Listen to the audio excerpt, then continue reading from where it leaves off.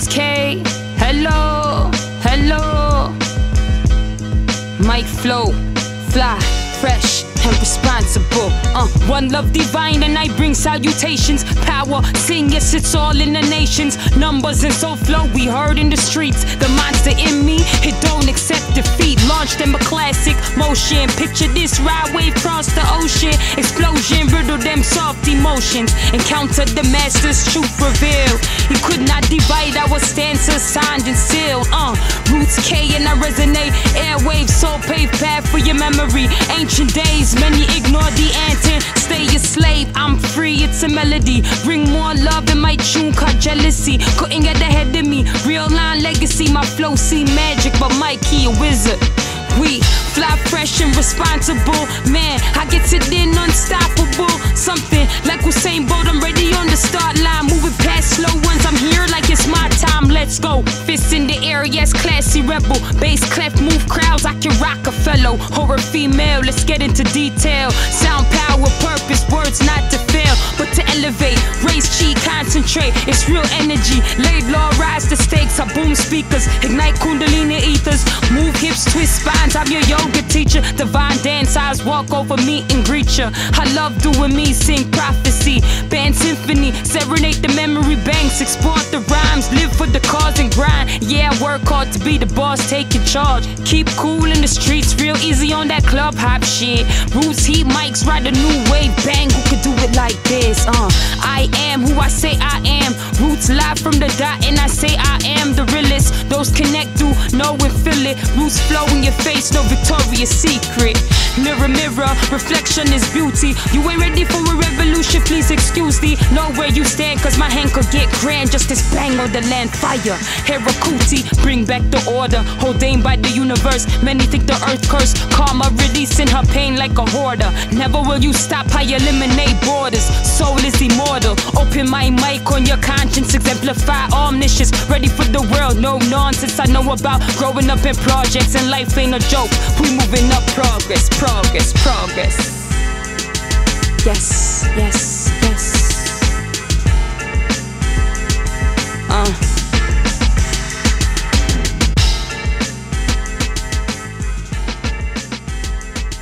It's me.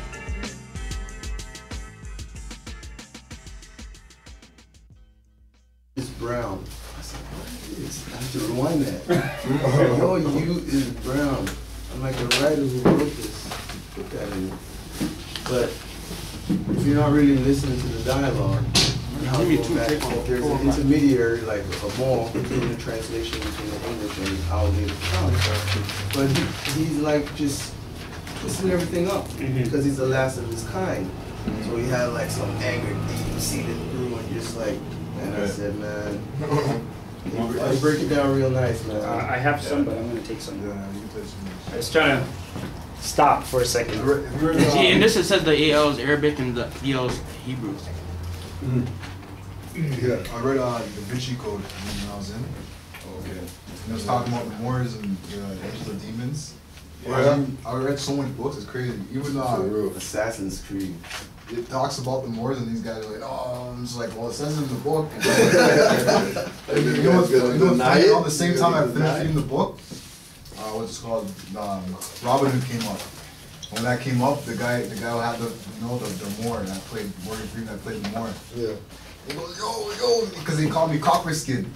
Yep. I said, I'm not black, you know, I'm more or less, you want to call me copper tone, you know what I'm saying? I'm copper tone, you know? So they call me copper skin applied to my duration of time, you know? Yo, let's get started up. Who was offering first? You want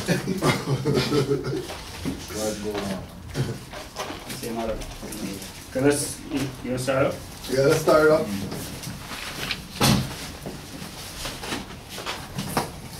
This is 5 on the left, 2 on the right. Allah, the Father of the universe. Allah, the Father of the universe. Father of love. Father of love. Truth. Peace. Freedom. And justice. Allah is my protector. My guide. And my salvation. By night. And by day. His holy prophet. Noble Drew Ali. Islam. Straight.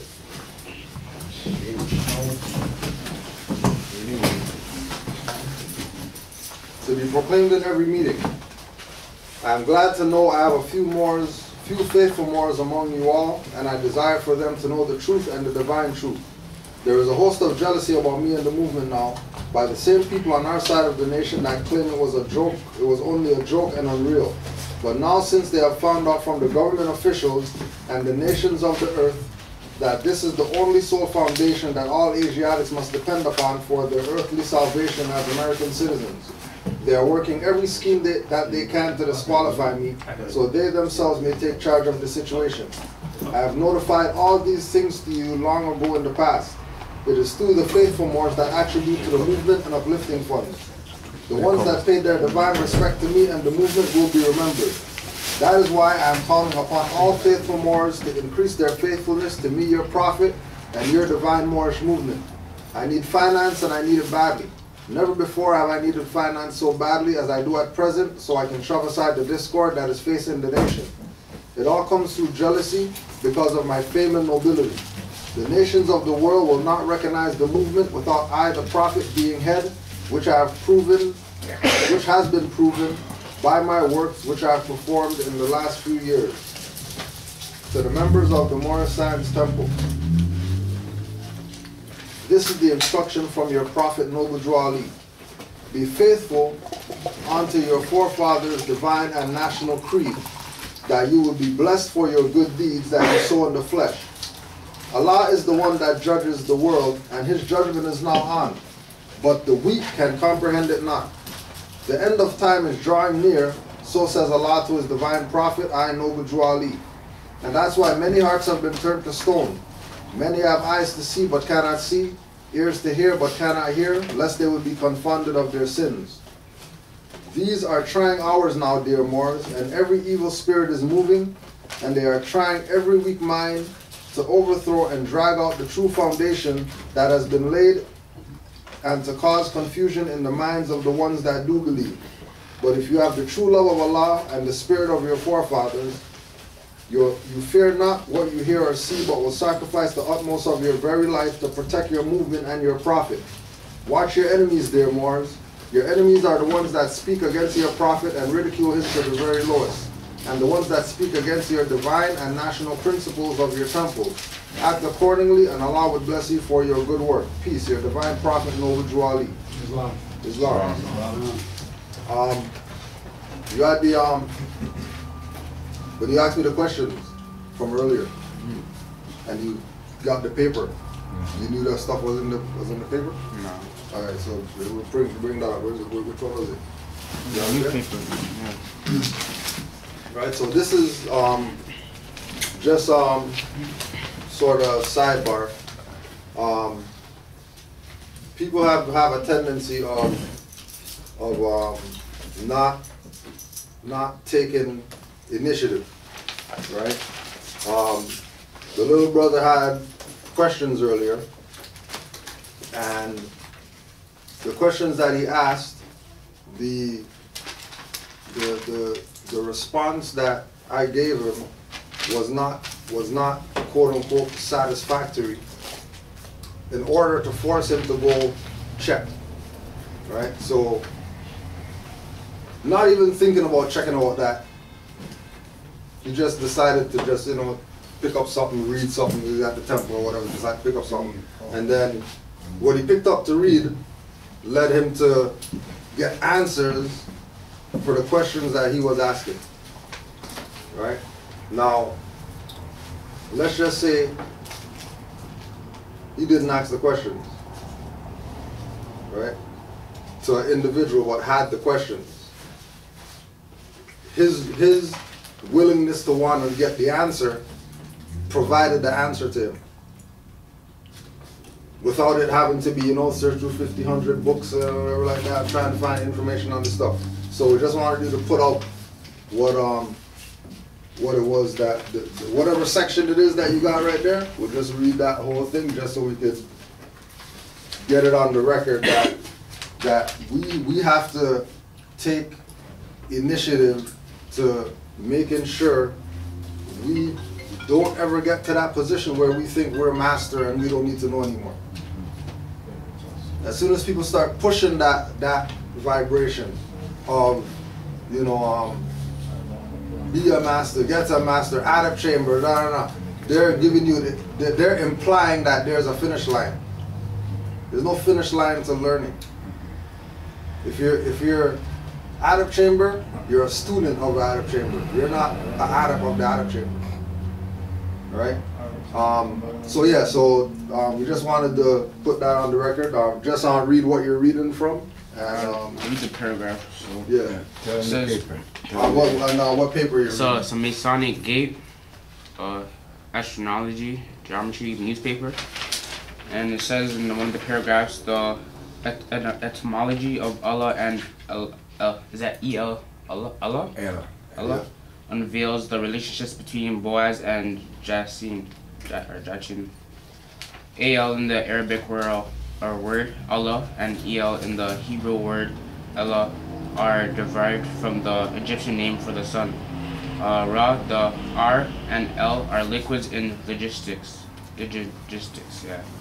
The letter R in Egyptian transliterates to the letter L in Semitic languages. The Arabic and the Hebrew are both Semitic languages. The La in Allah and the in Allah mean moon. Hence, the Allah and Allah refer to the lunar, solar calendar and therefore are connected to Boaz, sun, and Jachin, which is the moon. Intercalation.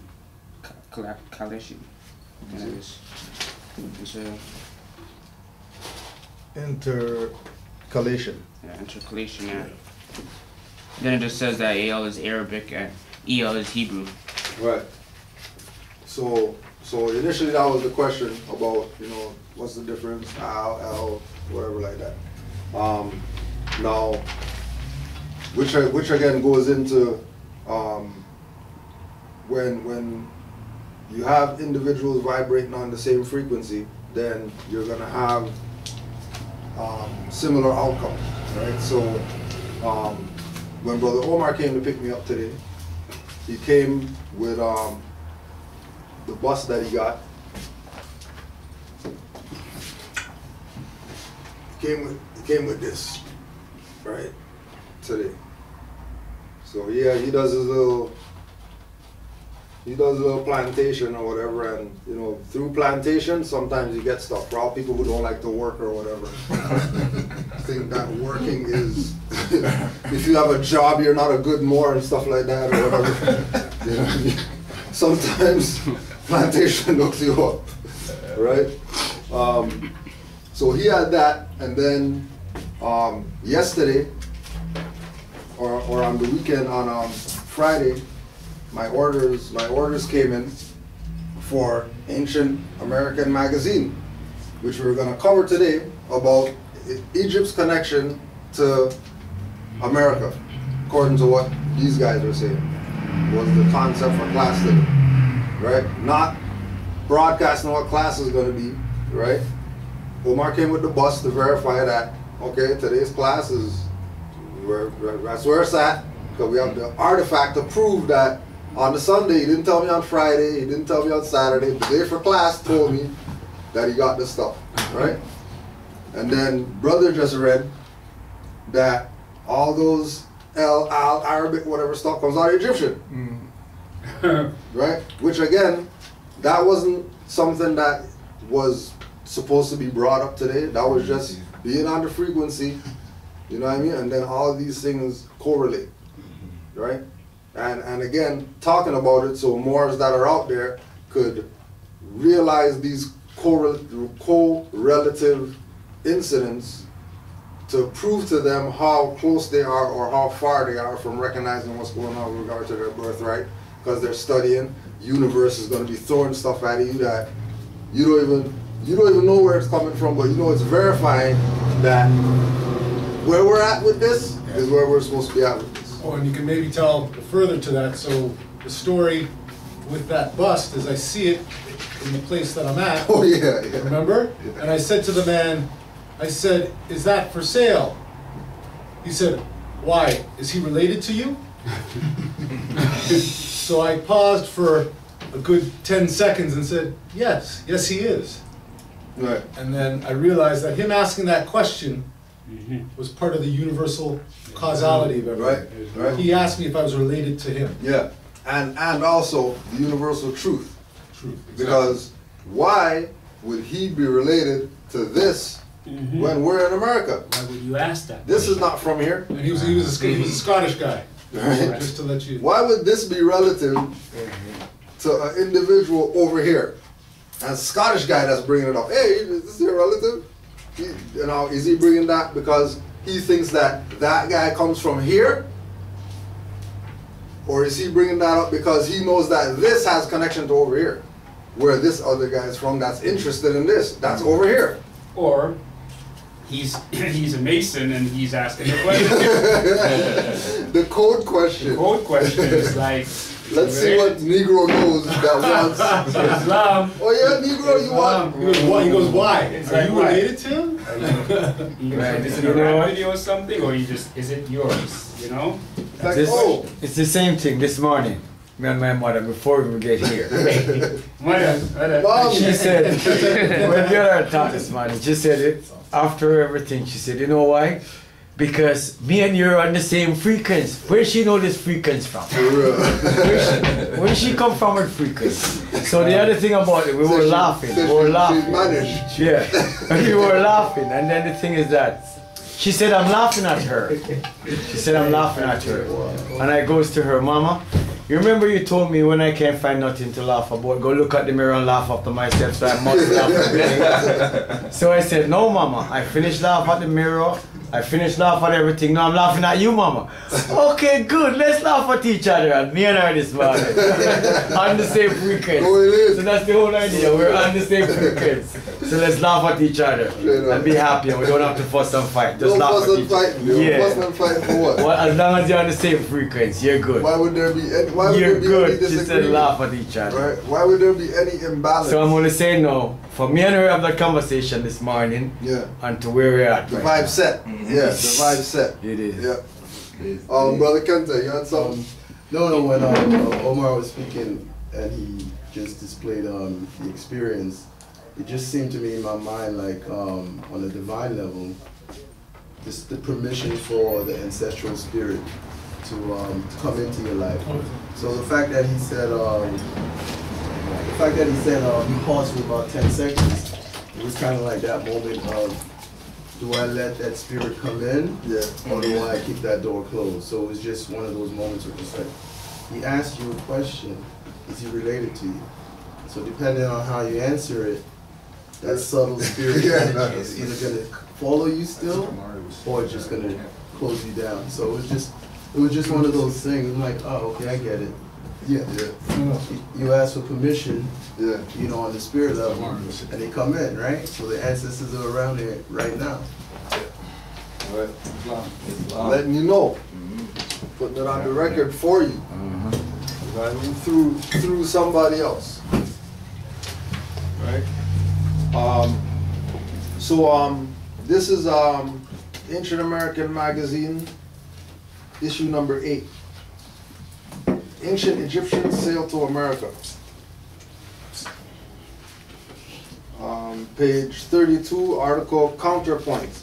Egypt's Role in Ancient America by Gunnar Thompson, PhD. Gunnar Thompson, PhD. Mr. Lurio's article Against Cultural Diffusionism. Well, you got the dictionary out there? That one up. From the backlash? No, yeah, right. We can check both. See if both of them are there. What do you want to do? You can check see if it's in there too. What's the word? Diffusionism. Diffusionism. Diffusionism. Mr. Lurio's article Against Cultural Diffusionism from Ancient Egypt to America has some good points. He is correct in stating that Peru's earliest adobe pyramids predate stone pyramids in the Nile Valley. Remember, these are the facts that they are presented. Peru's earliest pyramids predate stone pyramids in the Nile Valley. He is also correct in stating that Egyptians had wooden ships, hence his criticism of Thor's selection of Totora reeds for construction of Ra II, which made a successful voyage from Morocco to Barbados in 1970. Mr. Lurio also mentions several well-known pyramid facts about pyramids in Egypt and America. You got diffusion? Yeah, so this dictionary doesn't have diffusionism, but it has diffusion, noun, like act of diffusing, state of being diffused. And then at the end it says a spreading out, from Latin diffusion, diffusio. So, but if you do find a dictionary that has it, I think it'll have to do with, they call it a theory, basically, of people being just going all over the world from ancient times, which is just facts to us as Moors, but that's a fact. Right. But in Eurocentric academia, in some areas, they consider it to be like a hypothesis, like people left from Africa and went to other places, but they didn't reach the Americas until the Bering Strait or whatever. That's what they call diffusionism in social sciences. In the black laws, I don't see diffusionism, but I see diffuse, and it says to spread widely, scatter, or to disperse. Disperse. Right. Yeah, so disperse. People just going all over the world. Right. Okay. So natural. Right now, remember this is Ancient American Magazine, so we'll just relate that to Noble Juali, chapter 47. The Moabites from the land of Moab, who received permission from the pharaohs of Egypt to settle and inhabit northwest Africa, they were and are the founders and are the true possessors of the present Moroccan Empire, with their Canaanite, Hittite, and Amorite brethren who sojourned from the land of Canaan seeking new homes. Their dominion and inhabitation extended from northeast and southwest Africa, across the Great Atlantis, even onto present North-South Central America, also Mexico and the Atlantis Islands before the Great Earthquake, which caused the Great Atlantic Ocean. Right, so that's definitely diffusionism right there. Yeah. With the spreading out of these Moabites who got permission from the pharaohs to do what it is that they're supposed to do. And then also too, remember that when you speak about that diffusionism, going back to Atlantis and the colonies that were set up in the Americas by Tahuti. Right? So Tahuti had his colonies set up in America. You have the Queen of Sheba going to Punt being America, right? Because if, she traveled all this way on the camels, a caravan of camels and all that to Punt, then clearly they were off of over there. Like there was no ocean to pass. So they had to be on quote unquote camelback or whatever like that, horses or whatever like that, if they're talking about a caravan.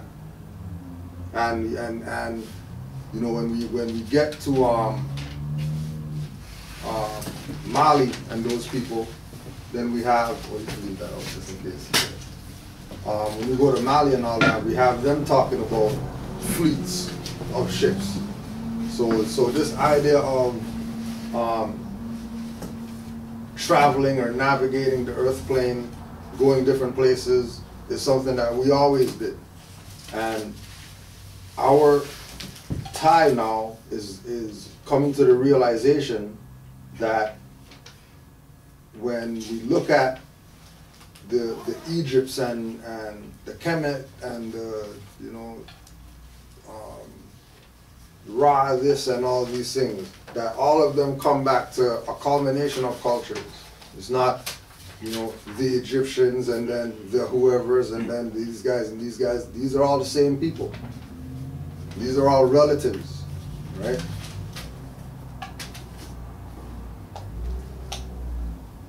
Mr. Lurio also mentioned several well-known facts about pyramids in Egypt and America. However, his information is inadequate and his conclusions are erroneous. His insistence that Egypt's sun god Ra was unknown to ancient Americas is merely a false assumption. It is not a fact. Egyptian names for the sun in ancient America are clearly established. Egyptian artifacts have been found in America archaeological sites under controlled circumstances, and Egyptian influence is apparent in the arts, architecture, writing, and religious practices of ancient America. Mr. Lurio begins his argument with a claim that my book, American Discovery, relies on pyramids as the prime piece of evidence for Egyptian contact.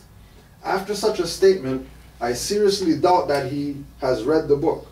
Indeed, the chapter on Egypt states only 2 New World pyramids, Panche, P-A-N-C-H-E, and Levanta, evoke images of Egyptian pyramids. 2 examples out of several thousand New World pyramids hardly support Mr. Lorio's preconceived idea that pyramids are a central part of my argument for Egyptian contact. How is it that Mr. Lorio missed my statement on page 85 that native architectural traditions were well enough established to resist Egyptian influence?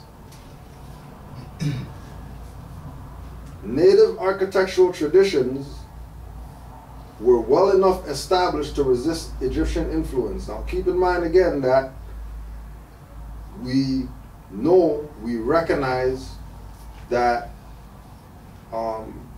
George G.M. James came and relayed to the Moors that the Moors are the custodians of the ancient Egyptian culture. And the Moors took this African culture and spread it throughout the world. There is a high possibility, extremely high possibility, that when the Moors took this Egyptian influence around the world, that they bumped into people that already had stuff. It's not like they were going places and nobody else was there at those times. When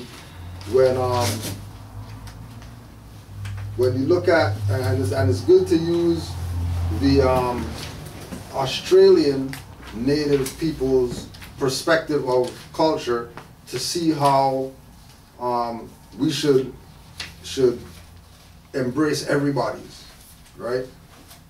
When you study the Aborigines of Australia, they don't even talk about people outside of Australia as being the Aboriginals, the first Aboriginals.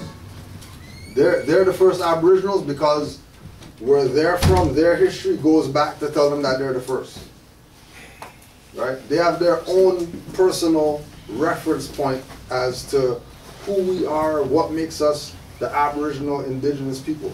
That doesn't have anything to do with anybody else, only them, right?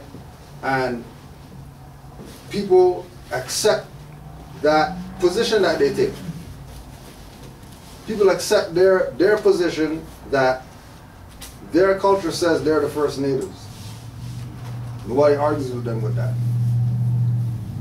because of the conviction that they have for their own stuff. That they're not going to let somebody come and tell them opposite of what they know that their history is. Okay? Brother Kenta, you had something? Yeah, just to back up what you were saying. I got this book called American Colonies. In my travels, at the thrift store. The first chapter goes, it's called Natives. 13,000 BC. 13,000 BC to 1492 AD. So it goes on and says, I'll just read the first paragraph.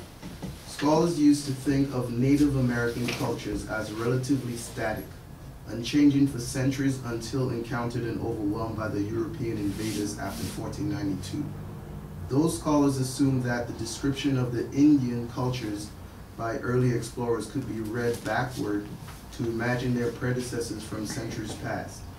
With the help of recent archaeology and anthropology, we can now see that the explorers encountered a complex array of diverse peoples in the midst of profound change. Far from being an immutable people, the Indians had a complicated and dynamic history in America long before 1492. Right. So just verifying what you're saying as far as the land was always occupied, going back to the chapter 47, which you brought up. So again, if you're not entrenched, or if you're not introduced into truly who you are when you're reading this, I mean, one of the words that stuck out to me was assume that the description of Indian cultures. So an assumption. So when people read stuff like that, especially when they're in those post-secondary institutions, they're only looking at it at the surface level. Whereas when I read, that was the first thing I read. When I read it in the book, I just decided to buy the book. Right. Because right there and then, it's not like, we already know when we do our research, the information is hard to find. Yeah. But by what you already know and what you can filter out. You gotta send that up and put it up. Yeah.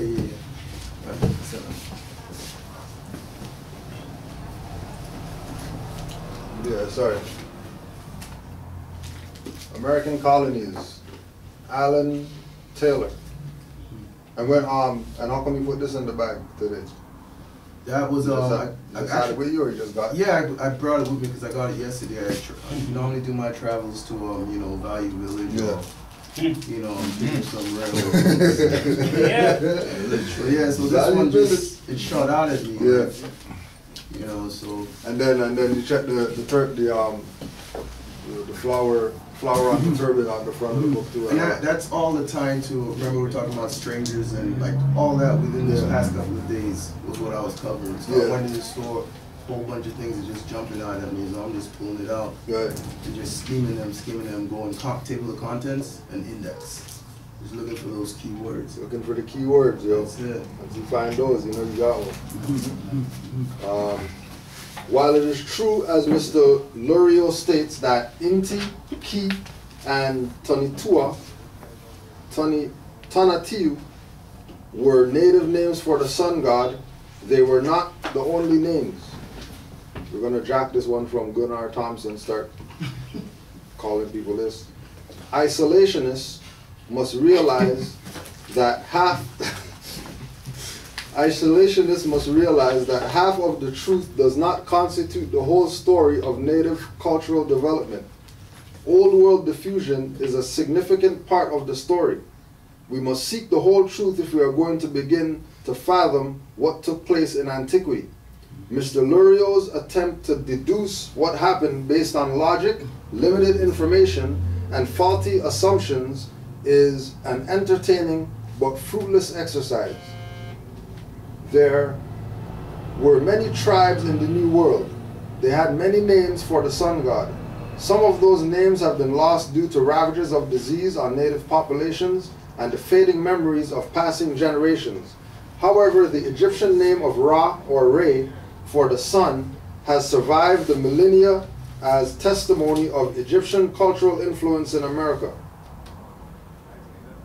Archaeologist Kurt Muser reported that R.E. glyph at Teotihuacan, Mexico, which is the site of the enormous Pyramid of the Sun. This important glyph includes a scroll and an eye motif inside a circle. Both Muser and Mexican archaeologist Alfonso Caso identified that R.E. glyph through ethnographical research as Ojo de Reptilio, or Eye of the Serpent. Native artists at Teotihuacan placed these glyphs at the center of the sun symbols to represent the eye of the sun. Egyptian artists used a similar concept consisting of the Ujat eye, hawk serpent eye, placed inside a sun symbol. It was called Re or Ra, the eye of the sun. Presence of similar symbols with identical cultural names as strong evidence of cultural diffusion. Thus, two reputable archaeologists, Kurt Muser and Alfonso Caso, have established that some of the inhabitants of Teotihuacan knew their sun god by the Egyptian name Re, although later Mexicans chose different names for that deity. Thor Heyerdahl perceived the Egyptian sun-ra's name Ra in the title of a Peruvian culture hero, Kontiki V. Racocha, Kontici VI-RA-COCHA, VIRACOCHA.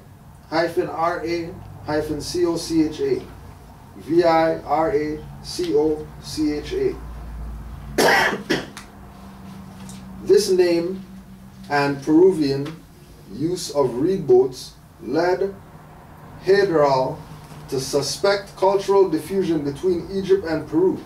His goal in sailing a reed boat across the Atlantic was to prove that ancient Egyptians using the most primitive technology could have succeeded in reaching the Americas. Right, and again, the whole concept of the idea of doctrine of discovery and Europeans taking claim on Aboriginals is that there has to be this idea that these people are savage, which gives them the authority to say, well, we can go there and give them some, some goodness and some purity and some whatever, because these savages, these primitive people that, built a boat to sail across the Atlantic Ocean. It's quite primitive of them to make a boat out of reeds to sail across the Atlantic Ocean. That's sorry to cut you short. No, it's all good, man.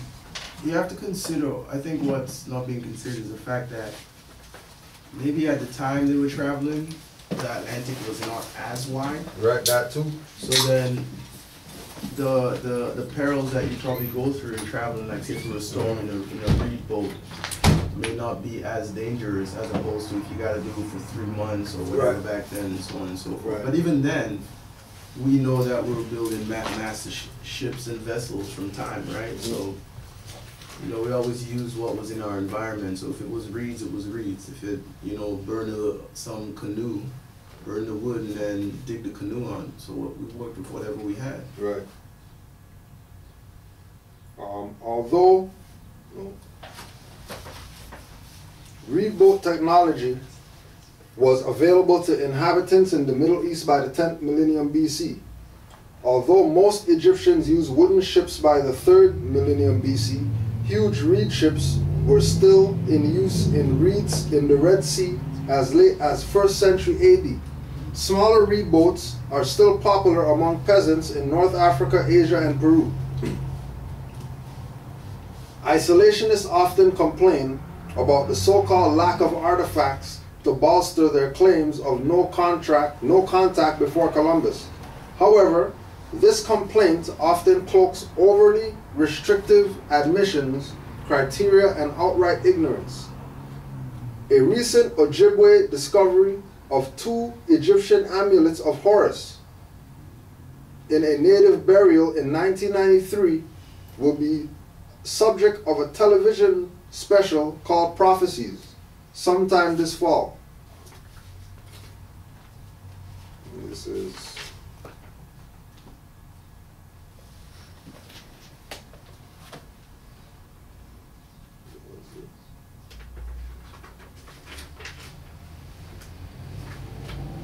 in this fall. 17. It's very late. This is fairly old, so but there's no date in there. Anyways, the show's called Prophecies, so you can look for that in the bootleg, whatever stuff. However, these artifacts are not likely to gain academic attention due to a snobbish bias that presumes only documented scholars are capable of finding authentic material. This is relative to when we put up the archaeological evidence upload on the YouTube, and the lady was talking about they found, like whatever it was they found that predated something that they've been saying in history books, you know what I mean, by 20,000 years or something like that. And then they had an issue of presenting the info because nobody who dug up the stuff was reputable. They didn't get their signature from the archaeologists, supreme grand whoever. So their whole concept of we found something didn't mean nothing, no matter what they found. You know what I mean? So they had to go independent to get this information out relative to, you know what I mean? Real gangster. It's a real gangster type of thing. Yo, people don't. crazy. People think, oh, you know, you go to school and university and college and everybody's just nerds and professors and nice. Nah, man, they move real greasy, like real fucking greasy. Real monster. It's like the sister at the event, at the James Small event, I was doing her thesis or whatever about the black facts of the Bible, and they're blocking her. The Jewish blocking her like crazy. Mm-hmm. You know what I mean? Just because she's talking about Moses, the stuff that's not supposed to be talked about.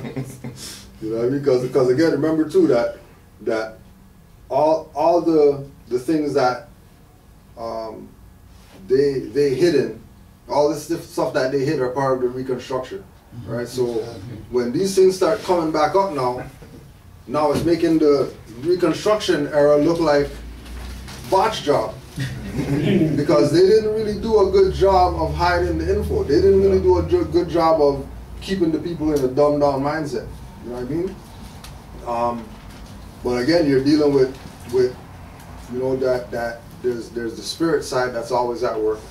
So you know these people could try to do whatever it is that they're gonna do out here. Can't stop this. But they really can't stop what's gonna go down. You know what I mean? Eventually it's gonna get to, you know, these generations and the generations before them who they're not even gonna be hearing what these people are saying. You know what I mean? They're not even gonna be in denial of who it is that they are because they're gonna be born like who they are. Yeah. You know what I mean? They're not gonna have to go through what we went through. Right?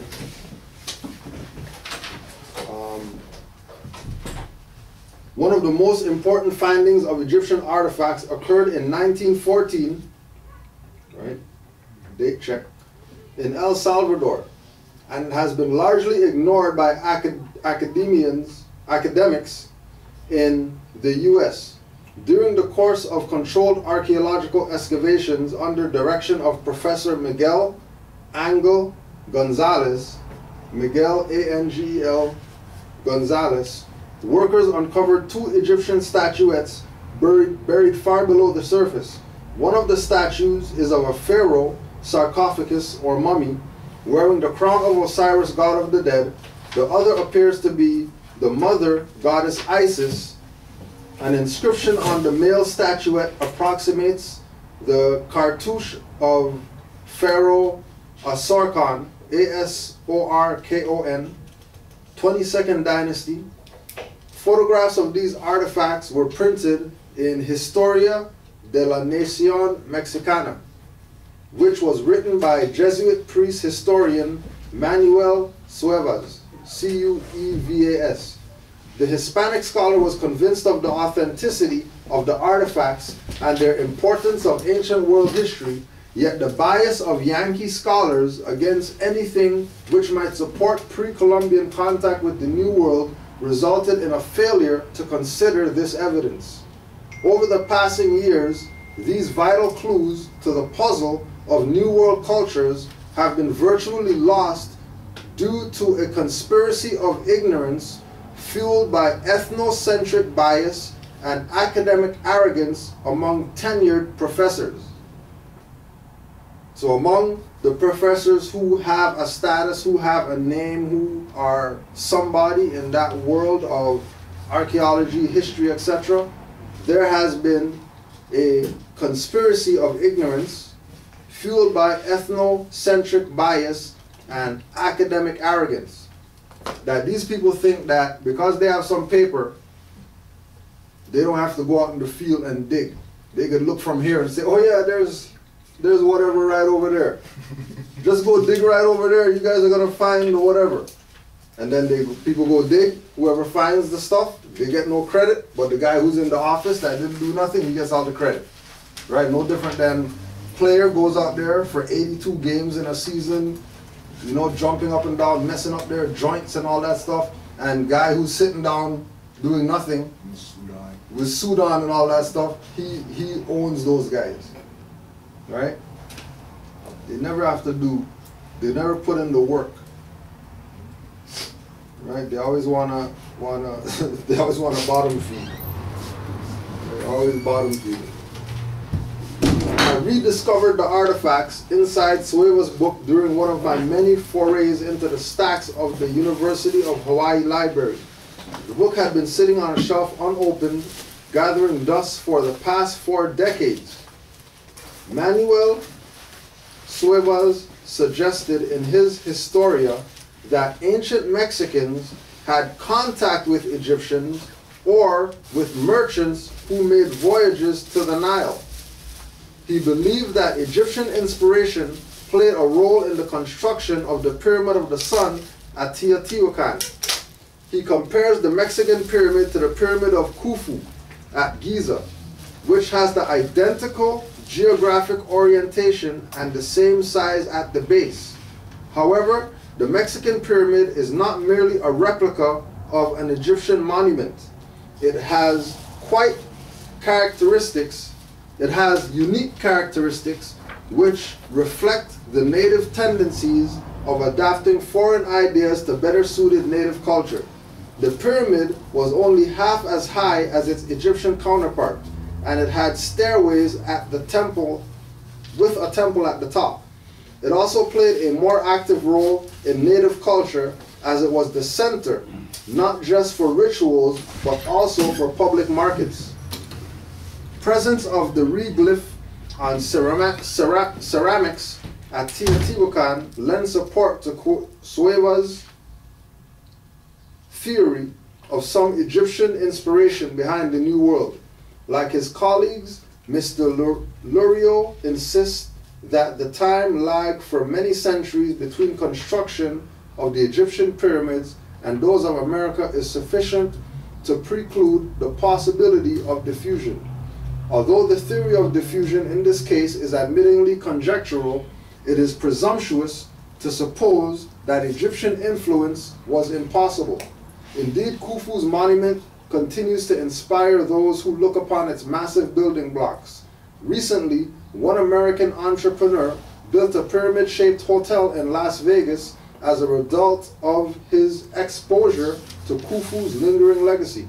So the rulers of Teotihuacan might have decided in 300 BC to build a city of pyramids to rival those of Egypt after hearing about the Nile monuments long after the original architects were buried. So this is one of many issues. Ancient American Magazine. There's the reed-boat right there that these men built and went across the Atlantic with it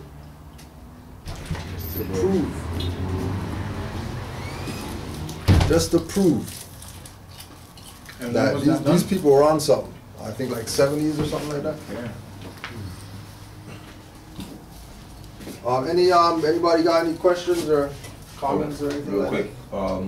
So whenever they put dates on stuff, just remember you can't carbon date stone. So whatever, you know, just because they're PhDs or they have whatever, they're scientists or whatever,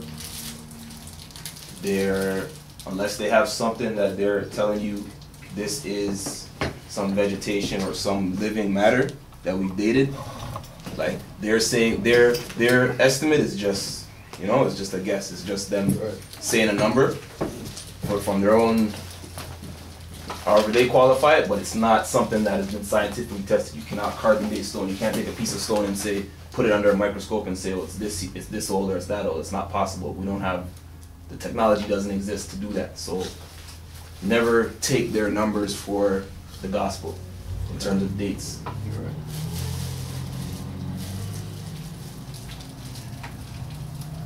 So we'll just address some of questions that we got for this week.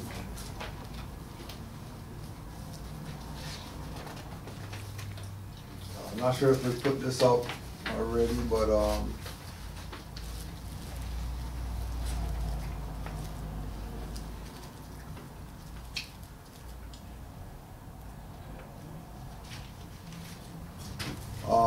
we're going into the Japanese Buddhist statuary. Japanese Buddhist statuary on markproductions.com. 6. Cycle of suffering, cycle of samsara. Other translations. 6 states of existence, 6 roads of reincarnation, 6 paths of transmigration, 6 realms of samsara, 6 karmic realms of rebirth, 6 directions of reincarnation, 6 destinies, wheel of life, 6 paths. Buddhist concepts stemming from Hindu philosophies commonly translated in English as the 6 realms of karmic rebirth. Long before Buddhism's introduction to India, Hindu beliefs and traditions held sway. One important concept was transmigration, more commonly known in the West as reincarnation. It holds that all living things die and are reborn again. Your rebirth into the next life will be based on your behavior in your past life. This rebirth occurs again and again. When Buddhism emerges in India around 500 BC, it too stressed this Hindu belief in transmigration, one that still plays a major role in modern Buddhist philosophy. The modern Buddhist concept of karma is also a byproduct of ancient Hindu beliefs in transmigration and reincarnation.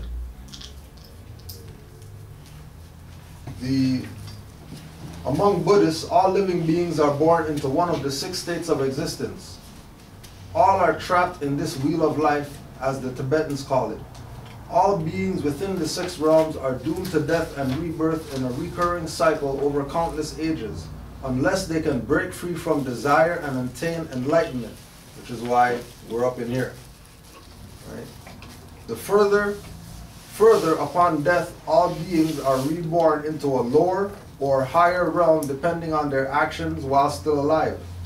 This involves the concept of karma and karmic retribution. The lowest 3 states are called the 3 evil paths, or the 3 bad states. The Japanese spelling of all 6 plus brief descriptions are shown below. State 1, beings in hell. The realm of hungry spirits, characterized by great craving and eternal starvation. Beings in hell. The lowest and worst realm, racked by torture and characterized by aggression. That's all you angry people.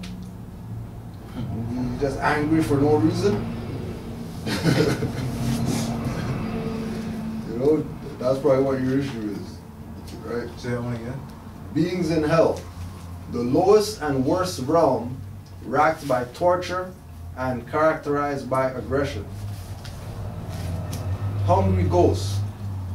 The realm of hungry spirits, characterized by great craving and eternal starvation. 3, animals. The realm of animals and livestock, characterized by stupidity and servitude. Now so if among the Buddhist people, right? If among the Buddhist people, the animal realm, right? Those vibratory people that are on the animal vibration, they're characterized by stupidity and servitude. Right? Now you know why they always relate our people, especially plantation people or whatever, to animals or whatever. Break them in like a horse. These guys are monkeys. All this animal stuff, right? These people are savages, right? They don't have any, they're not part of the human family and all that stuff because of stupidity and servitude. Now, majority of the time, the stupidity is what creates the servitude. Right? The ignorance is what creates the servitude. Right? Again, which is part of the reason why we're here. To get us out of our lower self, which is the animal behavior, into the higher realms or enlightenment. Asura, the realm of anger, jealousy, and constant war. The Asura are demigods, semi-blessed beings. They are powerful, fierce, and quarrelsome. Like humans, they are partly good and partly evil. Humans, the human realm, beings who are both good and evil.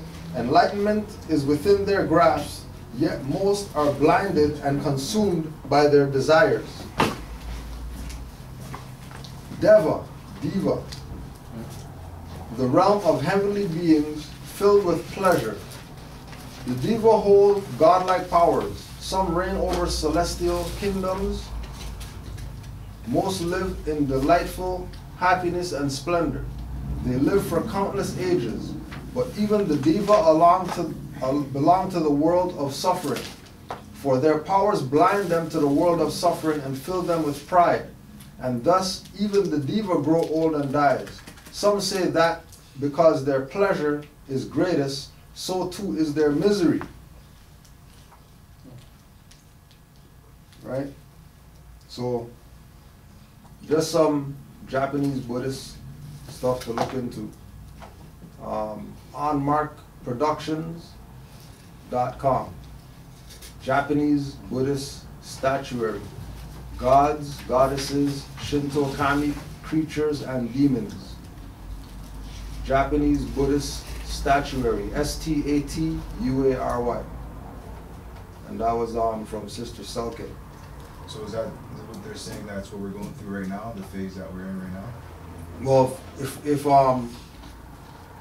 we were in the if we're in the perspective of, if we're in those teachings, right? Those are the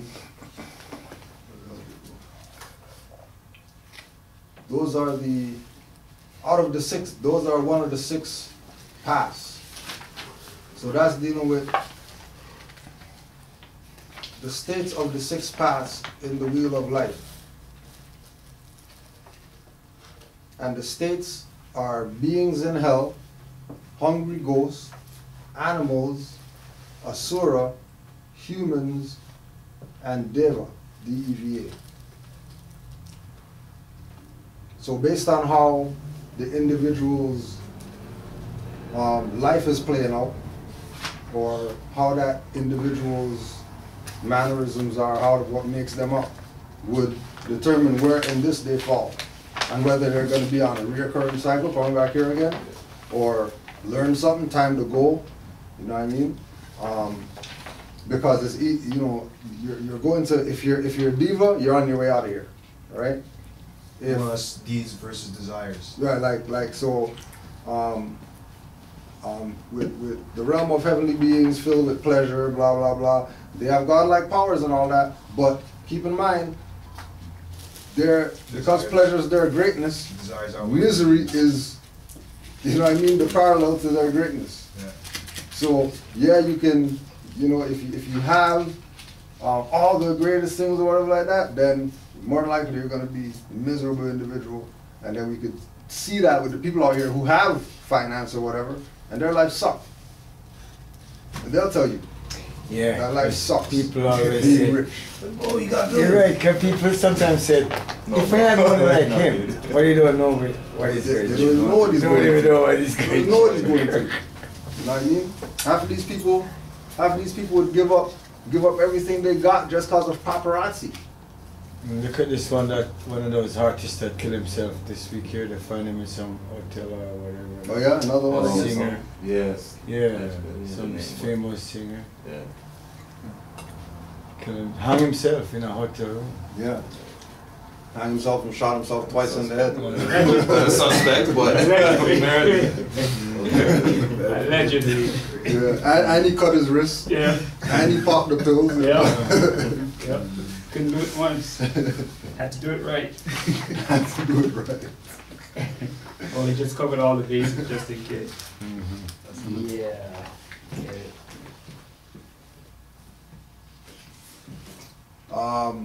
Reference, family, favorites, wordseek, puzzles, 2014. Spain was named by the Carthaginians in the 6th century under the name Spania, which means land of rabbits. So there's just some more to go do some research or whatever. Spain being called Spania, land of rabbits. Named by the Carthaginians as well.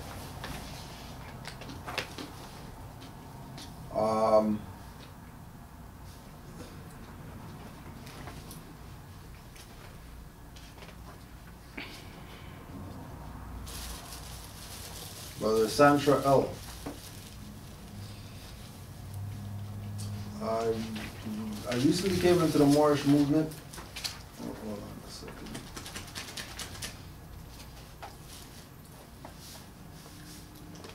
I appreciate the response to my previous question and inspired me to take your advice and research abandoned properties.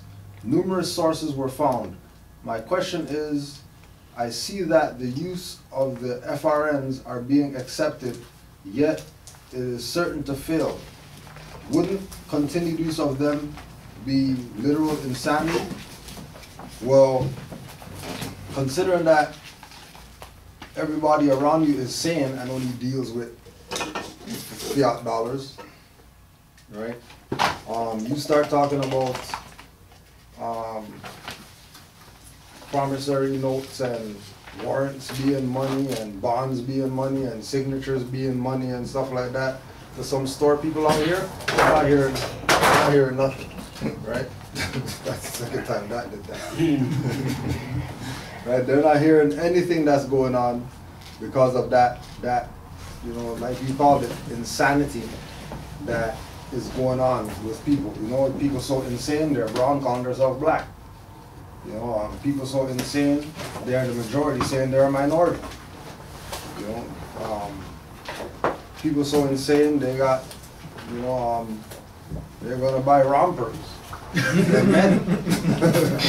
Trust me. It's insane right now, so yeah, you know what I mean? But, you know, because of the insanity, that's right back to Yahshua with be in this world but not of this world. So you recognize that, you know, certain things that are evident, that are happening around us, you know, there might not be things that are stopping today. You know what I mean? There might be things that, you know, like we know, for example, you need to give me a license is stopped today as far as we're concerned, because we ain't giving no license, whatever like that. You do whatever they do, right? And we've been doing that for a while, that it's now a pattern that they expect you not to give a license when they talk to Moors or whatever. They're preparing themselves, okay, he's not going to give a license, so how are we going to deal with him or whatever, right? So, or, oh, let's not even bother. Yeah, or let's just not even deal with it. You know what? You already know it. This morning, what my sister was telling me, she said, there are books, you know, like we have. If you have it on your dashboard, never read it, don't even know about it, but just have it there on your dashboard or your seat. Certain highwaymen come up to you, they see it, they say, have a good day. And that's it. That's from that alone. Just from that alone. Like the Bible, trust me. Yeah. The Bible on your seat, Yeah. the dashboard. Trust me. I've heard that too. Yeah, she was telling me that this morning. Yeah. Yeah. Exactly. Circle second on the seat. So yeah, so certain things, that's just what it is. Like, you know what I mean? This thing is so far gone that certain people aren't letting go right now. Now again, there are Moors who they have personally gone to stores that are controlled by their brothers from the east. They go there in their Moorish status, go in there looking like Moors or whatever like that, and they leave the store with free stuff. Because these people recognize that you're the Aboriginal Indigenous people, you shouldn't be paying for anything. This is what the brothers from the East are relaying to the Moor. This is what they know as far as the people from the East that come over here, set up business over here. Oh, you're native? Oh, you don't pay for nothing. And then that's it. No questions asked, no show me card or nothing like that. They just go in there looking like a Moor. And these people already know. You know, you go to Walmart, you know, they're going to make you bend over backwards to prove that you don't have to pay tax. Get stuff free. You know what I mean? You know, all that shit's insured. Right? So, you know, with those numerous forest sources that you found, with regard to the abandoned property, you know, you're gonna talk with your writs when you're making claims with regard to those, and make sure that it's abandoned ones. Because guarantee they're not gonna bother you. You're claiming these ones with the grass growing out the window. As soon as you start trying to claim mansions, 8-house mansions, stuff like that, all right, you're gonna have people breathing down your neck. But how about you know, we always put it out there, how about you claim the abandoned ones that are sitting there, that's been sitting there, and nobody even cares about. Claim those, fix those up, and see what happens. Duppies are looking for roommates. Right? Yeah. Everybody's scared of duppies. Oh, what do you mean? Why are you scared of the, what do you mean the grass growing out the window, you want to go in that one? What do you mean? Those are the ones to claim. You know what I mean? The boarded up ones, those are the ones. Don't worry about the exorcist. Walking backwards on the wall. Right? Oh, brother Amari. Yo. This email's for you, buddy. You good back there? From Tawana Bay. I'm writing to follow up on my honorary membership request. My information was mailed at the beginning of February and followed up with Amari last month to make sure it was received. He replied that something would be mailed within the month of April. I also sent $40 donation to assist the temple last month. I'm sure Amari is busy dealing with Moors all over the world. I'll appreciate it if you look into this matter. Peace and love. That's Tawana Bay, T-W-A-N-A Bay. Islam family. Alright, so brother I Amari will need be 16 getting back. secretaries. I'm available.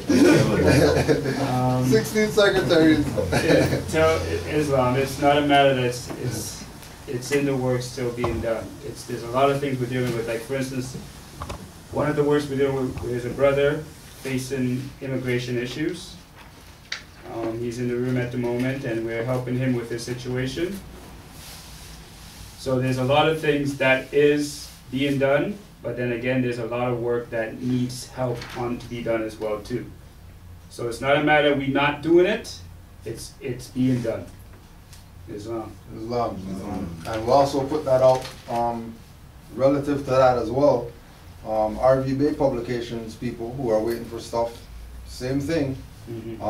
Make sure that when you send in these forms, when you send in information relative to yourself, that your writing is legible so we can read and send stuff back, because if we have to guess what this is an A or O or P or whatever like that, then who knows where the stuff went. And you know, usually if people don't get mail, they really don't return to center, they store in the garbage. So make sure that your stuff's legible. If you have issues, keep in mind we have temple number 647-748-6664. You got voicemail, you can leave a message.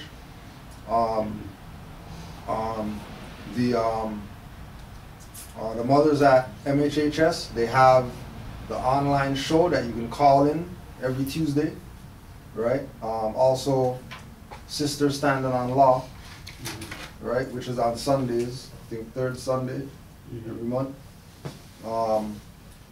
So people can be reached. It's not people are avoiding you, or somebody stole your money order and they're not getting back to you because, well, you know, you got 500 messages in the inbox or whatever. You might not get, you know, your stuff right away. Sorry, that's just what it is. Let me add to my response to the sister there is that what a lot of us have to realize is that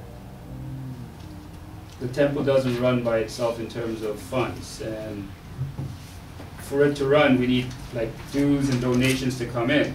If not, then I gotta work 20 hours a day. Right. You know what I'm saying? I don't want to, but this spot gotta be here. We gotta make sure it's here. Yeah, and just to put that on the record again, for all the Moors who think, working is, the devil and stuff like that, right? Right? All the people think working is devilish, right? All the people think working is devilish, and we think, we just got it from the secretary right there, that he has, quote unquote, joke. If Moors aren't holding their weight, if Moors aren't holding their weight to make sure that we have what we have, then secretary is going to do an extra how much ever hours on top of whatever hours that he's already working to put finance into here. Not for him and his 3 children home and his wife or whatever to eat, right? But to make sure that this is here for you to be able to have honorary membership stuff to be able to send stuff in. So make sure that you show support and, recognize that, you might hear that secretary has a job, Grand Sheik has a job and all that stuff, but know that we collect our paycheck and it goes right back into this. Bare necessities take care of, whatever family stuff take care of, everything else is coming back to this. So if secretary's gonna go out and say, I gotta work an extra 20 hours, you know what I mean, at how much ever an hour, minus or make sure that something's in the pot at the end of the month, then everybody has an obligation to make sure that they put something in the pot, because again, he's not working the extra 20 hours for his family or whatever to eat. He's working the extra 20 hours to make sure that, we're short this week, all right, well, we gotta do extra 20 hours. And he's taking the 20 hours from what he's working out there for the European or whatever like that, and he's taking that European money that he got. He's not buying 5 shoes and stuff like that. He's not buying the newest whatever. He's bringing it right back in here so that there's lights, so that when you call, there's actual... You're not getting none of that with Canaanland Moors, right? You find all these other Moorish temples out here, you call, numbers out of service, this mail stuff to them, stuff's not coming back, but with Canaanland, you're getting your stuff, right? You're getting your stuff. Yes. You know what I mean? You get So, real recognize real. You know what I mean? Islam to all the Moors who've been supporting and continue to support and all that.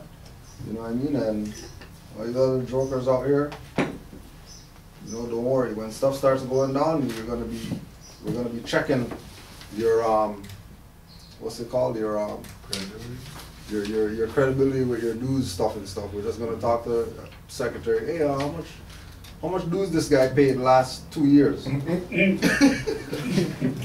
Well, that's a short thanks.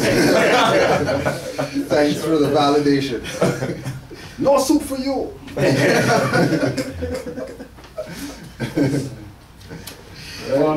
Nationality Nazis. No nationality for you. The dude's not paid. That's an easy answer.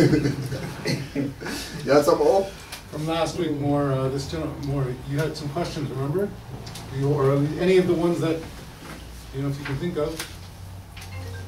I'll have to think about it. Sure, no worries. Please do. My question's about the corporate passport. So mine expired. Yeah. It's not yours. So theirs. Well, theirs expired that I used, and I'm contemplating if I want to renew it or not, because I was thinking if I do renew it, am I using my national name or putting there's two things that we're working on. One thing we're working on right now is an affidavit to submit with the passport. Okay. So that our passport. No, for theirs. Yeah. Okay. So that we can exercise the religious right to name correction. Okay. To correct the name on it. Okay. So that way it'll be in a free national name or whatever, right?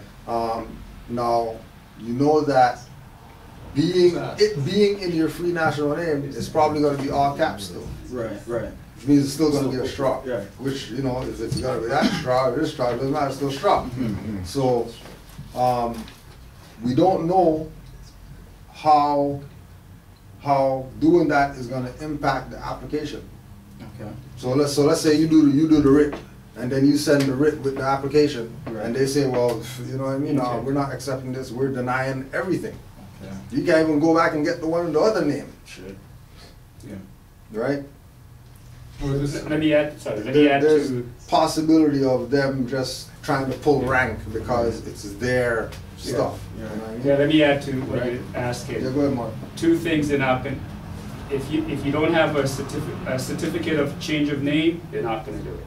And that's in their document. That's their document. Okay. They're not doing it, period. Second thing is all your documents have to reflect what you're changing it to. So you gotta go get a driver's license, you gotta go to get social insurance, you gotta go get a health card. All of it has to be part, all of it has to have your national name on it for them to do anything with it.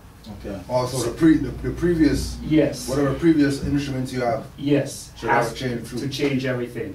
They're not gonna do it. No matter how hard you fight, they're not doing it. As we suggest, Just leave it as is.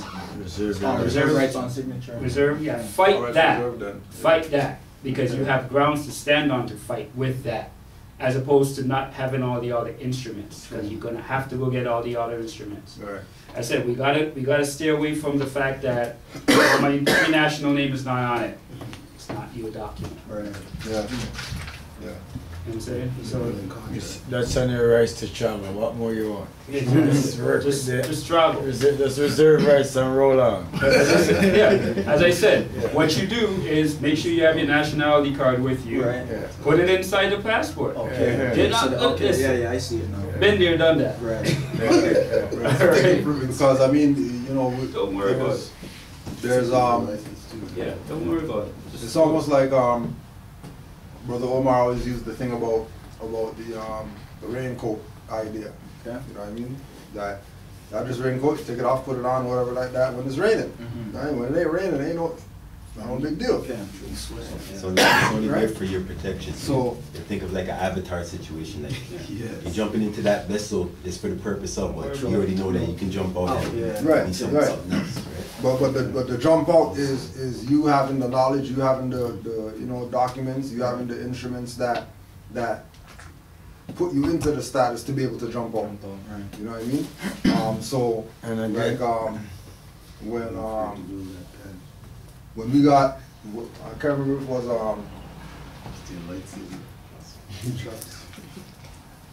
I think it was Milwaukee. It was either Milwaukee or Cincinnati when I didn't claim the merchandise, DVDs and whatever that I was bringing, so they pulled me in the back. All right, you didn't claim the merchandise, so you just gotta check your bag, see what you got, whatever, cause whatever. So they were going through the bag, and just like with Brother Amari, like we say, the passport, you put the nationality card in the passport, right? That's just how you carry it if you got a passport, right?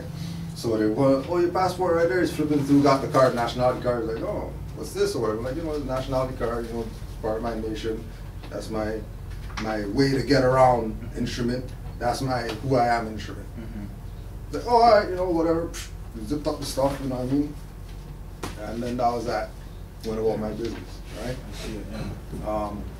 You know, we don't know what they're gonna take that as or how they're gonna look at it or whatever like that, but we know that they know. We know that they see Moroccan flags and fezzes and El Bay and stuff like that. Something's going off in their head as to, okay, this individual knows probably a little something more than the average individual who comes through here that we stop or whatever. You know what I mean? And they know that we know when they first come here, they didn't show us no passport. Right. They never show us none. What's going on here? When you first come here, I welcome you with no passport. No passport. No passport.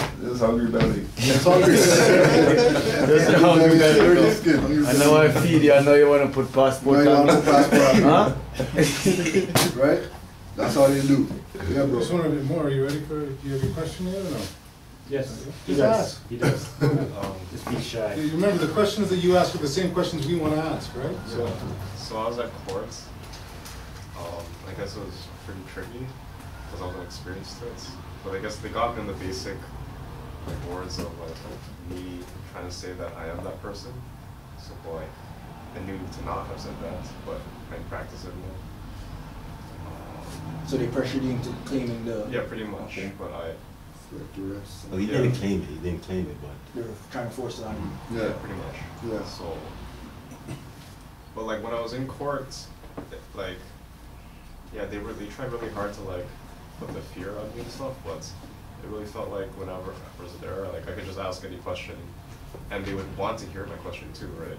So, like for example, in the middle of the like when the judge was trying to like commit me under that name to like the higher courts, I interrupted her to like, I have a question though. And she's like, wait, let me finish my committal. But then after that, she really wanted to know what my question was.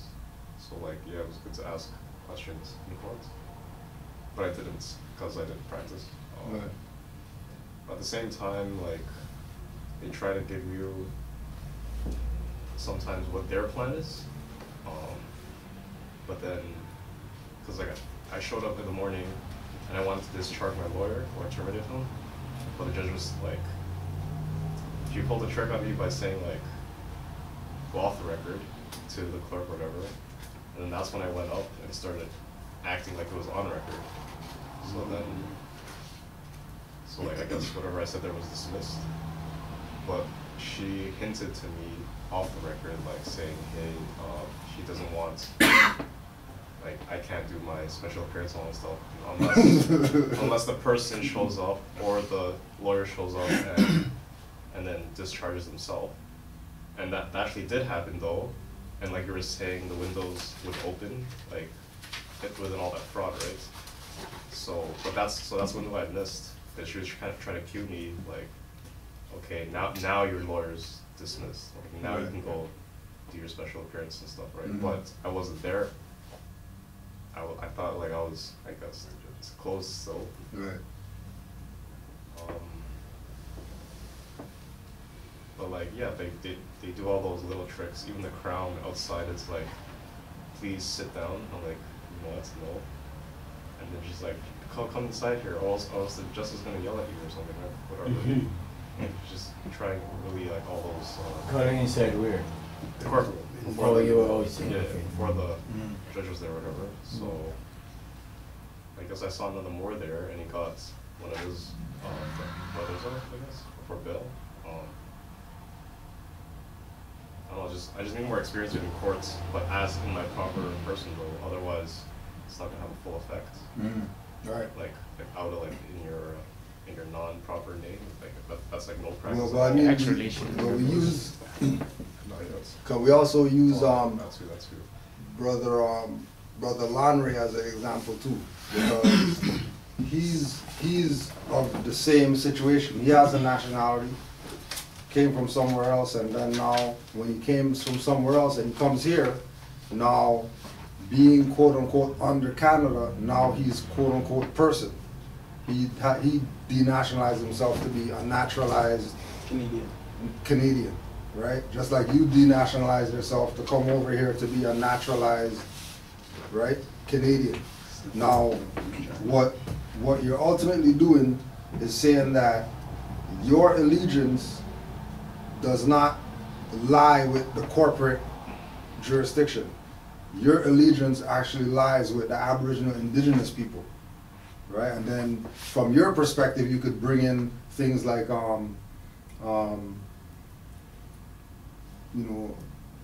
Or people crossing the Bering Strait to come over here before a European came here. But more importantly, could Right. he not fall into the fact that if he's not of any other nationality, by default, he's a Moorish American. Right, Moorish subject. He's a subject, yeah. So Right. that alone, so what he has to do is denounce the corporate. Right, watch your hand. Yeah. denounce the corporate, and then by default, he's a Moorish American. Right, but now remember that their position is, because of the denationalization and him being a citizen, he's now property. He's now counted. Yeah. He's now what? He's counted. Counted? So as far as toward the debt. Oh yeah. Right? Yeah. But even though he has nationality. Right. Right? He's talking about his old nationality. Right, his pre-nationality. Right? That's still that is still there, but not from here. He's gonna have to go back in order to exercise certain things. Right. If he's here, it's going right with what you're saying, that he's if so jure more a subject, which is why he can make certain claims and talk how he's talking. You know what I mean? Wear fezzes, Moorish badges, and all that stuff because he's showing allegiance to the empire. Right. Right. So it's the same fight that we're having of getting them to accept that this is what our position is. Right. Now, of course it is. Now let's look at them, their perspective of looking at him. How are they looking at him coming in there with a fez on and stuff like that, talking about they don't have no jurisdiction in there or whatever? Yeah, but it's just to right? Like where is it that where are they going in their mind, right? When he comes in talking how we talk. But they know that he's not. What is he? It reminds me of the chapter, and I think it's the Quran, or maybe it's the Red Book, where the Moor asks the prophet that he met a Chinese, a Japanese, an Arabian, and he says they have their nationalities. What should I put on their card? Right. And he replies, well, the Moors were the first people, right? So put Moorish American. So ultimately, all of that is that history. Is that was the oral statements. That all. Same stuff we were talking about in the beginning. Diffusionism. Yeah. All over. Same concept. Right? That people's been here, right? Because these people have been here, and they went to sleep, and then now they're waking up to the fact that, certain stuff isn't really how it is or whatever like that. Now these guys are mad, right? And again, if for me, if I'm the judge, prosecutor, or whatever, and somebody from Asian country comes in talking about fezzes on and they're Moors and all that type of stuff, I'm starting to wonder, how big is this Moorish thing? Yeah, if you come from over there. How far is this thing? Yeah, if he knows, and he's from there. You know what I mean? How big is this thing that, 7 years ago, there's two of these guys. You know what I mean?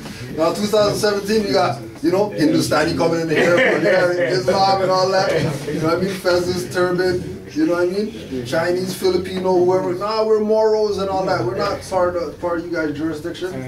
You know, it says something. You know what I mean? To what's really going down. I mean,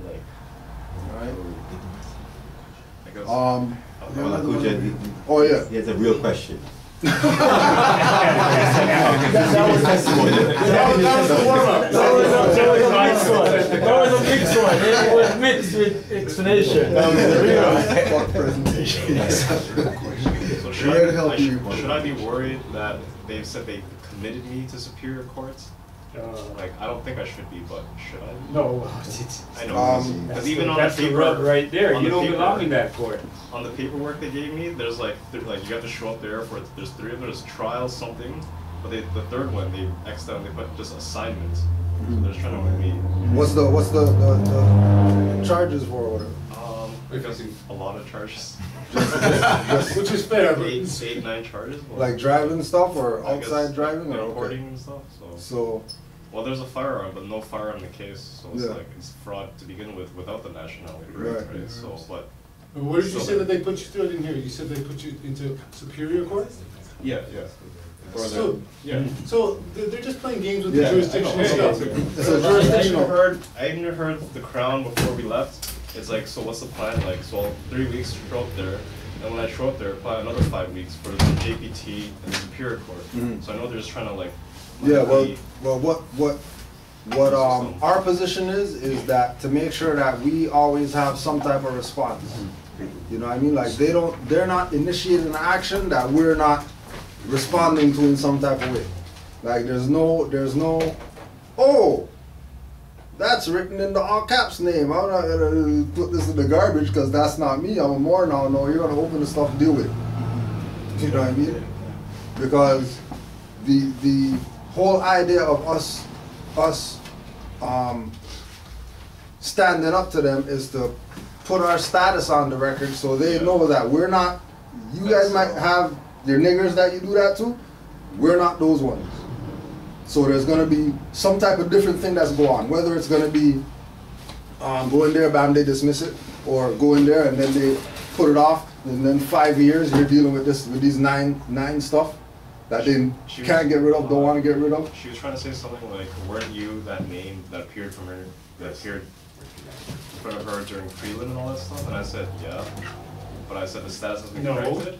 I know, because I know I shouldn't have said yes. I know, because I was in the whole fear and all this shit. I don't know the right words, right? Of course I know I should have said no, but I know what to reply after that instead of just saying no, right? And you have to say no and answer why. But I said the status has been corrected, and that was like a long pause in the rule. And that's when she was going better. Like I said, and even then he gave them too much time to think too, right? Yeah. They're thinking too, like, oh, He's not saying nothing. So hold on, bro. What did she say to that though? That's when she said her, like, she went on break and so that's when she started reading, like, when she read the name, like, you know, the person that appeared in front of me during prelim, and then she even said something like, because she needs that person there, otherwise she has no jurisdiction to, like, Right. She's telling you the truth. But like, I'm not like, What's going on? learning, my language wasn't there. Yeah. And again, you're gonna have situations when you're dealing with them that they're gonna give up stuff like that. You know what I mean? Well, you know, or if you don't give me the name, we don't have jurisdiction. Oh, so then. Exactly, because that's what he was telling me. You just dismissed it. You know what I mean? Right? Because they're letting you know. They're letting you know that they know. But you know, it's that thing again that, you know, like we're saying, and like Omar brought up, in the 20s, there was Chinese, Japanese, Turks, or whatever that were part of the Moorish Science Temple, and it was something that we knew. You know what I mean? Something that they knew. Yeah. And it's just at a place now where we've not been that for so long. We've been all these fictions for so long that, you know, for us to come out and say, well, you know we're not the fiction anymore or whatever like that, you have to prove that to them. But I also, you have to prove that to them. Yeah, man. just one other thing to you more though. One of the things I think in stepping forward, you have to also realize that this stuff is divine as well, right? So whatever those charges are, let's say some of them may border onto, you might need to get the, what is it, not the Clock of Destiny 1 and 2, right? Where it sort of states some of the activity that you need to be engaged in. Right, yeah. Right, so ultimately, to just know this, that if this is about you getting into this to get out of this to continue this on, it may not spiritually work out for you, if that makes any sense, right? You gotta come at this from the understanding now that, let's say some of that stuff might have been, you know, let's say some of it might have been looked at as being stuff that maybe in your higher mind you might not have wanted to do, but you're doing it at that time. You gotta, in your mind, know that this is the process of you cleansing. They don't have any sort of power over you, but don't come at this from the perspective that I'm going to use this to then further my nefarious activities, right? Because what'll happen is that'll sort of quash all the energy. Right. So I just want to give that to you, because that is, I think, the number one thing. If you're coming at this from a clean and pure heart, it'll work out. Trust me, it will. But if it's sort of like, okay, now I'm going to use this to continue this shit on, then they automatically win. I'm just letting you know that. In other words, it's saying there's a very high price to being yourself. Very, like, it's very possible. You know, and again, there's examples. And just one other thing, just you remember the Abdullah man who had you remember Abdullah from way back? Yeah. He had some charges, cocaine stuff. You remember, and he stood on his square of delegation of authority. He stood on his square of that. He did not move from where is your authority. Stood up in court for like what, a year? This stuff went on for Like a how year long? and a half or something. A year and a half, just going to court and saying, I'm not giving up my rights. Not giving up the jurisdiction. And then finally they threw it out. So also the next thing you have to understand, and I told you this last time outside, this is not going to be something where they're going to come, oh, you got the fez on? Okay, you're out of here. No, they're going to find you guilty, you're going to have to go and appeal it. You're going to go even harder on it. No, but it's more than likely, the only way this is going to be solved is in the appeal stage. Just letting you know that right off the top. It's not going to happen in the primary stage, because that's the money stage. It's only going to happen in the upper stage when you're actually looking at it from a law perspective. Then the guy's going to go, okay. And more than likely, and this is what Cujo told me, they're going to kick it back downstairs again. Right, after you kick it up, after you lose and then go upstairs, so they can't overthrow their brother, so they're going to kick it back downstairs, and then it'll quietly. They're not going to want pursuits. Or they'll go through the BS again. But the one thing that I know for sure, because I see this happen with every case, the courts are really there to break you down, like as a person, they're gonna drag it out, you know, then lie to you. Financially, you're gonna start to go down. You know, you're gonna have problems at home. You're gonna have problems at court's just gonna affect you, right? And then by the time it's time for you to fight, there is no fight, because like you just want peace. You want peace. I just want to go for it. Right? Part of the fight. But remember, but that too, right? That's why I say it's got to be a spiritual one. Right. Yeah. But all of that is administrative. So even those first few steps, like it's just even to them, it's administrative. So when you're in a hearing and you're in the room, it's a big room. It looks like a courtroom, but it's as if you walked up to a desk. There's somebody sitting at a desk, except the only difference is it's bigger and there's 5 times as many people. It's only until you get to your actual case that's a case, and that's a case only to them. Even it's still fraud, but that's where the actual case they say starts. But they don't tell you that when you come to the hearing, when you come to the pre-trial, when you come to all that stuff, those are just administrative meetings where. You know, there's some flexibility. There's things that you can do and say before you get anxious, because there's no need to. If you were gonna walk up to a desk to somebody and apply, say, yeah, okay, I want to have my court date this date. You hand it to one person at a desk, you wouldn't be anxious at all.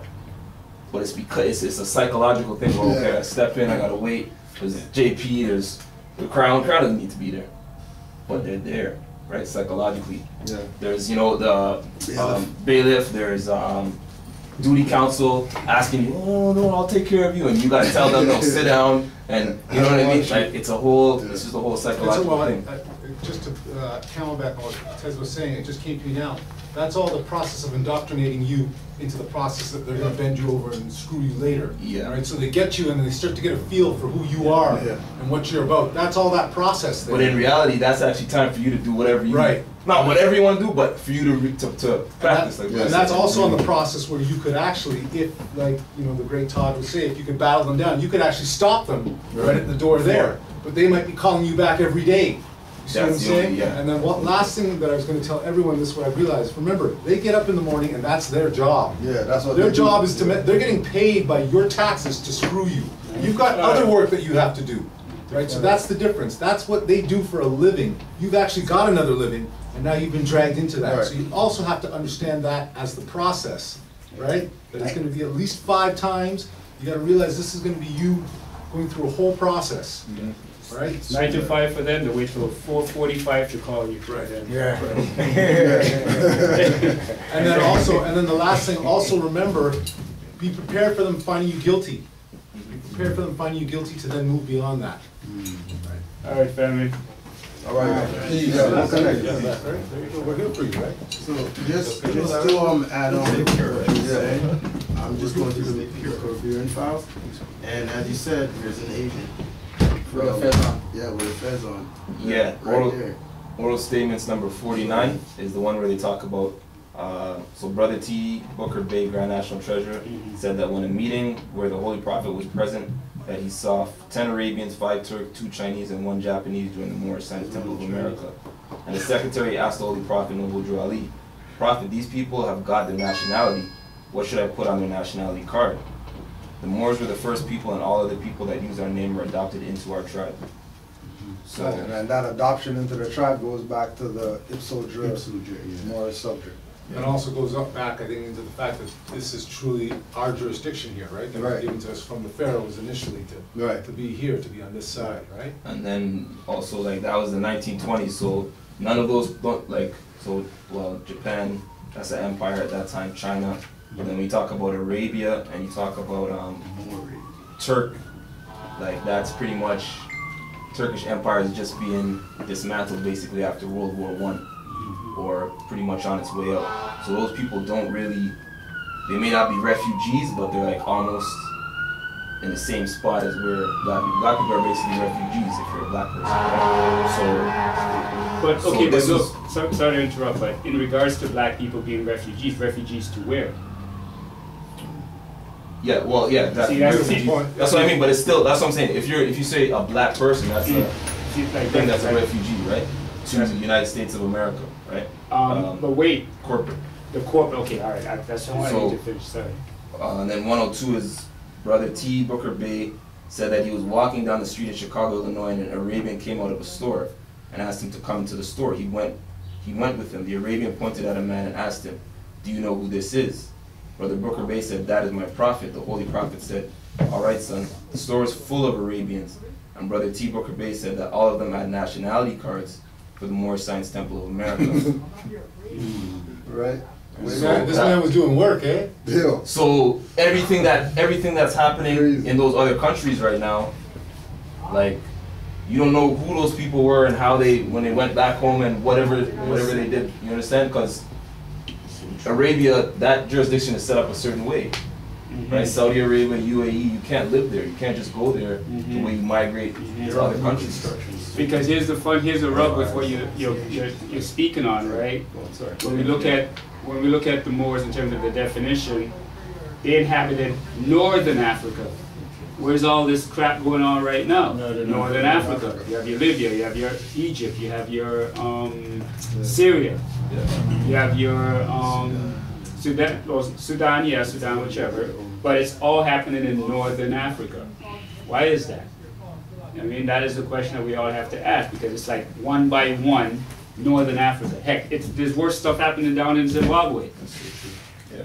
See, these people all know, they all knew, and it's like there's probably some leaders who already decided to go against the prophet, like of different African countries or Asiatic countries, and they're suffering. The people are suffering, whereas the ones who realize, yo, this guy knows what he's talking about, and they follow the program, and now, like you said, they're building infrastructure and they're prosperous, and they can decide who comes in, who goes out, and you know, and you know, if also they're lucky enough if they got oil too, while they're friggin' laughing, right? So, just to add to that, I was just watching the news today. You know, Trump is doing his speech in Saudi Arabia. Yes, and they had some delegates from countries. That was in the meeting, and I was just, because at my house they were watching it, so I was just kind of just peeping it. And then the Morocco delegate was wearing a fez, kind of like the one that thing's wearing. That's a little short one. Yeah. Just popping that, and that caught my eye because I was, you know, I'm like, oh, Morocco. Oh. Yeah. I was speaking to a brother again too. Actually, the last class we had on Friday, whereas the brother from Ghana that comes through, he was stating that every time a new president in Ghana, the king from Morocco comes down. Every time. So it's like, why is that? And that's that connection. That's the connection, yeah. That everybody has. So it's like always. So in regards to, you know, as I said, like for us, like the question that the brothers asked him, and when they asked him, we have no jurisdiction over that name, whatever, it's maybe a nationality, you know? Right. That's all that it is. Brother Jared Turner. My question is about Puerto Rico and the bar. If the bar is chartered out of Puerto Rico and they just recently filed bankruptcy, how does that affect their charter? Right? So, Puerto Rico filed bankruptcy. Right? Pope came out and said that all these guys' licenses are expunged or whatever. Right? Because there ain't no bar association anymore. So the authority of the so-called bar is pretty much dead right now. Right? For the whole U.S. All of it. Yeah, specifically U.S. jurisdiction, Canada jurisdiction. Yeah, civil, Right? civil order, right? Yeah, the civil order, yeah. Right? So the somebody else was saying a few other places too came out and said that they're bankrupt and all that. So if they're bankrupt, you know, it goes back to the same question about what the brother was asking about. Well, are we insane if we're using fiat dollars and it's not really money? Well, yeah. Are we insane if we're saying city of whatever and they're bankrupt? They've been bankrupt, called themselves bankrupt and all that, right? So the people just have to wake up out of their insanity and start dealing with their own stuff that they're supposed to be dealing with.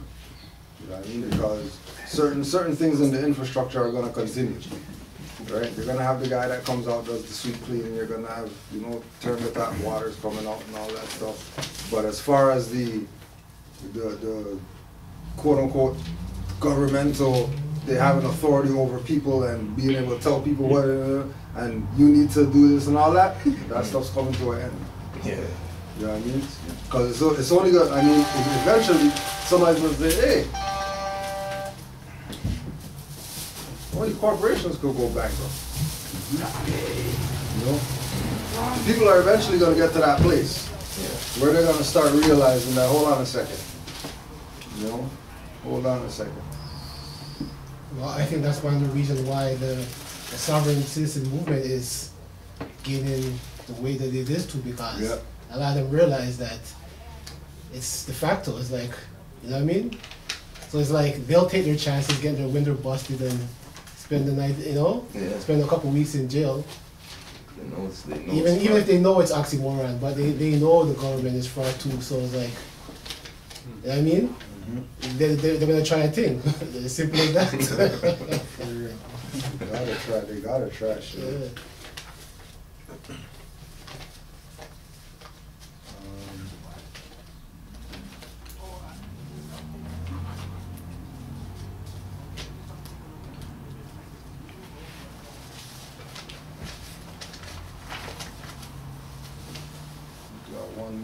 Two more.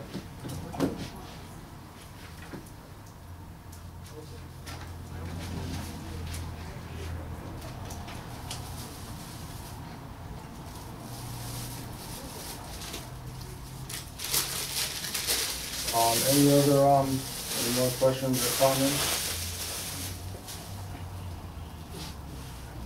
Oh, yeah, Mark. I can't put in the order for the Moors and Masonry through here. For what? The book, Moors and Masonry. Yeah. We should have them. For next week. We should have at least 5 for next week. Are they paid for already?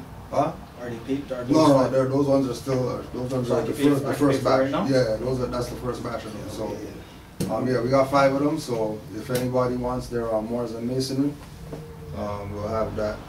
We'll have that next week. Okay. Quick. Yeah, but I mean, we got the green light from Abdullah to print, so we'll be able to print them up. Straight up there, what? How much? 75 or something? 60. 60. Yeah. But then, he's saying you're gonna print them, so give me a copy. Print it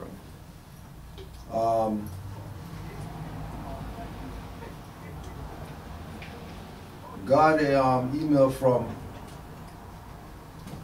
2 emails. One of them is relative to USAR president. USAR president C. Cannon Bay. So this is United States of Appeals. United States of Appeals, March 2014. Case number 12-3832 and 13-2201. Order.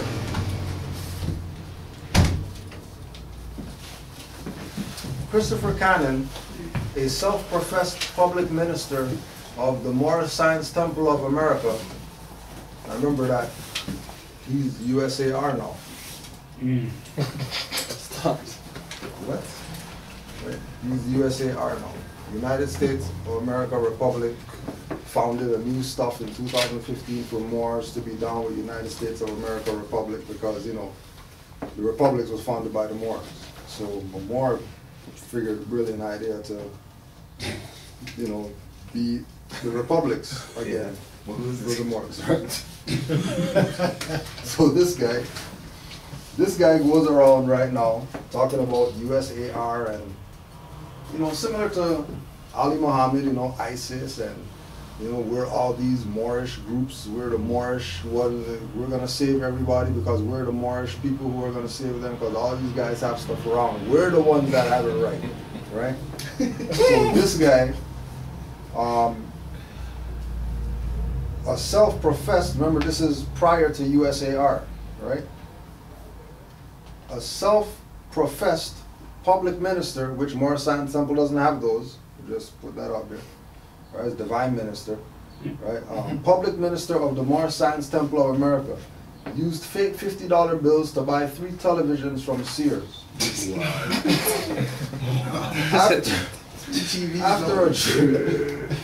After a jury trial in September 2011, during which Cannon was removed from the courtroom for disruptive behavior, he was found guilty of passing counterfeit money. The district judge sentenced him to 30 months imprisonment, but before that, in January 2012, Cannon was charged in a second indictment with 2 counts of mail fraud arising from false insurance claims he submitted after his house burned down. The case also went to trial, and Cannon again was removed from the courtroom for disruptive behavior. Cannon filed notice of appeal. We start the Cannon appeal from his counterfeiting conviction. He devotes most of his brief to his professed status as public minister representing the Moorish national government. How come he's not representing USAR? Yeah. I thought USAR was his stuff there. Interesting. That's tomorrow. Cannon says that his true name is Christopher H. Cannon Bay and declares that he is a living, breathing, full liability man. His status as a public minister says Cannon means that the district court lacked jurisdiction over him, violated his rights and immunities under Illinois law and the federal constitution, and trespassed on religious trust and estate of the Moorish Science Temple of America. We will not indulge arguments like these. They are frivolous, and the district court acted properly by summarily rejecting them. And then just goes on and on and on. You know, again, keep in mind that yes, these people are fraud court and all that. They really don't have jurisdiction. But we're just putting this out there to let you know that this president of USAR has case from 2014 or whatever, 2012 to 2014, dealing with one that he was connected to Moorish Science Temple of America, which means that, you know, the stuff that he made up recently is clearly made up. 2, that he was representative of Moorish national government, which if he's a representative of that government, then why is he creating a new government called United States of America Republic and calling that a nation state, which means that that's a government, so then he's saying he's part of 2 governments, right?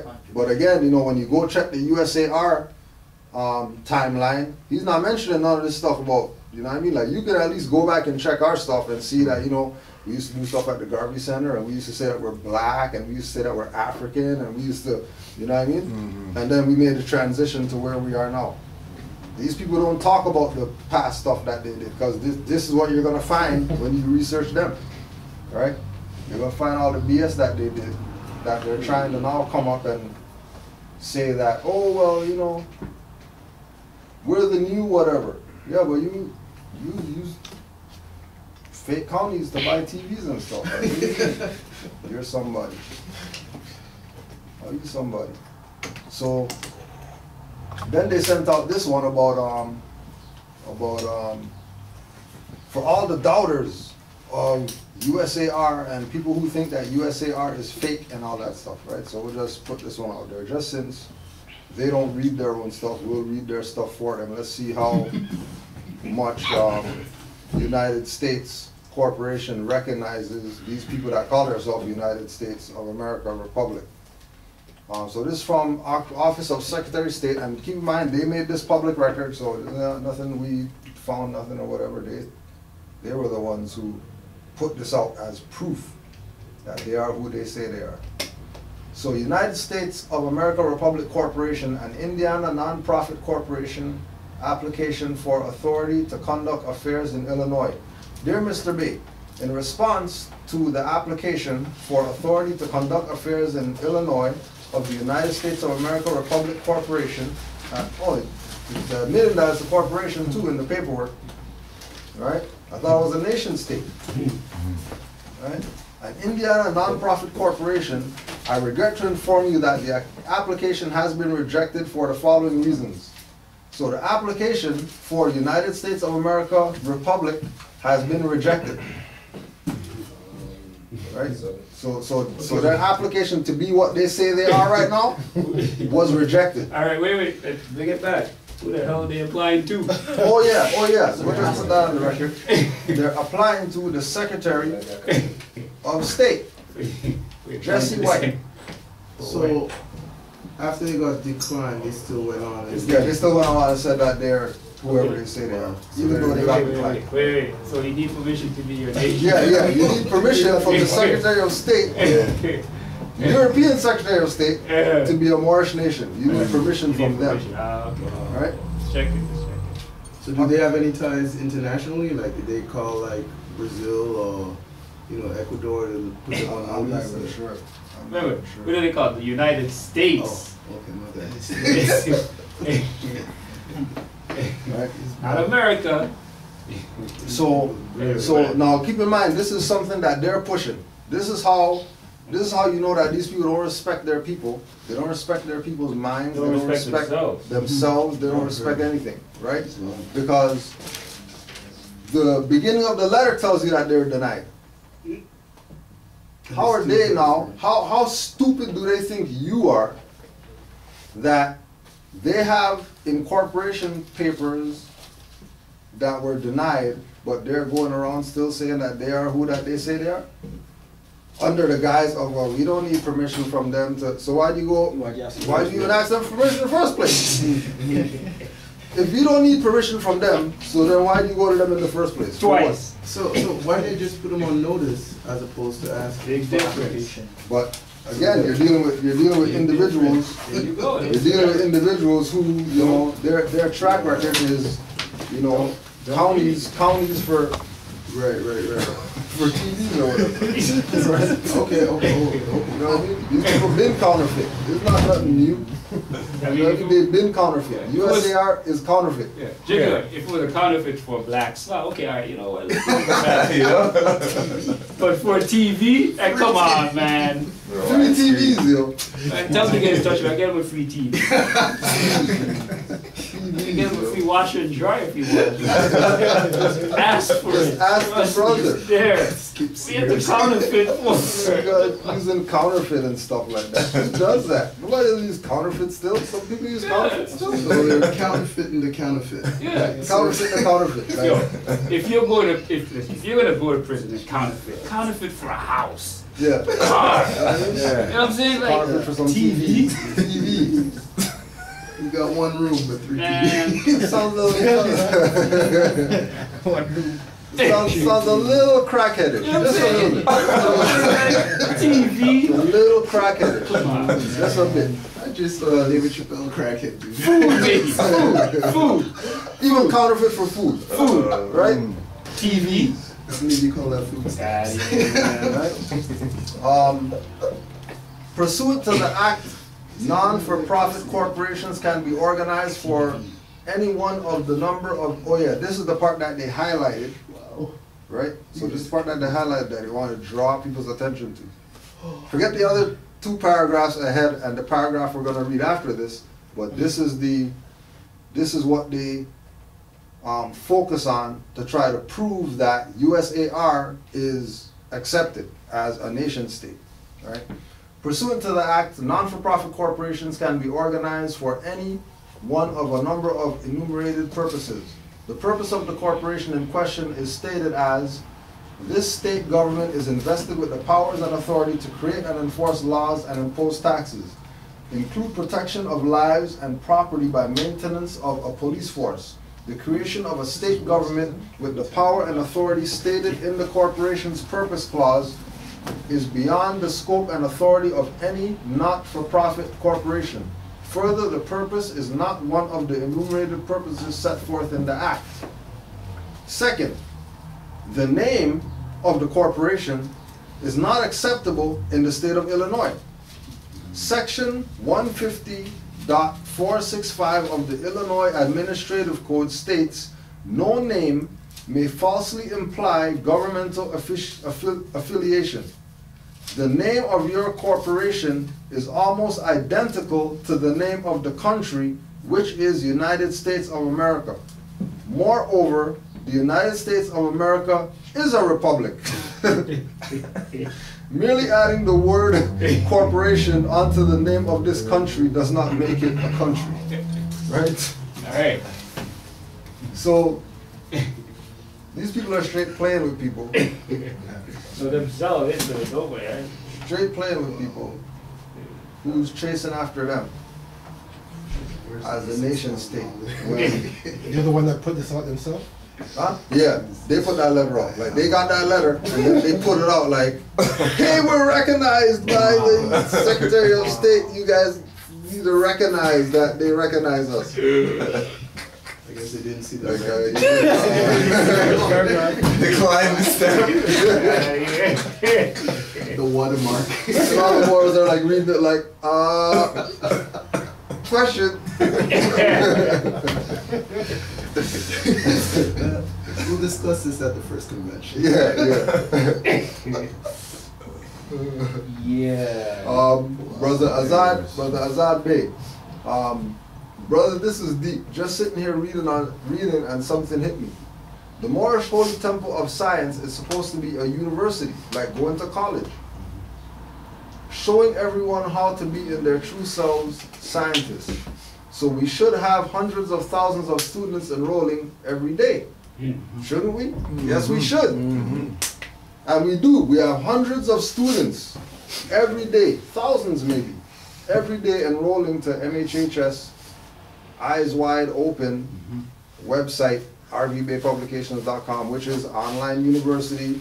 You can go on there, apply for your student card for the MHHS, which is Moorish Heritage and History School. So if you go into school, you should have school ID, right?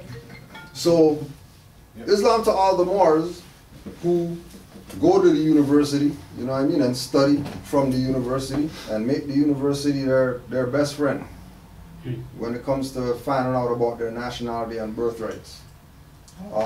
And just like the brother's saying, the Moorish Holy Temple of Science is supposed to be a school, university, college, whatever. Which is why we here at the Moorish Science Temple of America have our Sunday classes, right? But we push the concept of people making sure they're going out and study and recognizing the school is sitting there for you to go learn. No tuition fees. No tuition fees. You don't even get diploma after. That's how free this school is. Right? You're gonna qualify yourself. And you take class whenever you feel. Well, anytime you want to go class. 24 hours a day, school's open. You know what I mean? You get one of those, you know, when the Moors used to be just coming into the info and, you know, you're caught up 2 in the morning, can't sleep and stuff like that, because you know what I mean? Like, you don't study and you got the eyes like this, staring at the ceiling or whatever, like, I can't sleep. Is it bad if I study more? I don't want to study, but you know, like, all I want to do right now. I don't forget, I'm going to get a book or whatever. All those Moors. Up late night, 2 o'clock, don't know what to do. Don't worry, just go on rbbaypublications.com. You'll find something on there to read. The knowledge to get yourself, you know what I mean, back in order. You know, definitely. It's not even a question. It's a guarantee. Right? It's a guarantee. So yeah, all these so-called temples or whatever should be pushing the same idea, the same ideal. Shouldn't even be something that, you know what I mean? You're not studying, you're being had. Simple as that. Because in order not to be had, you gotta know what to be studying. You know? The chicken and the egg theory, if anything. Right. Should you be studying? Yes. Moorish influence in Europe.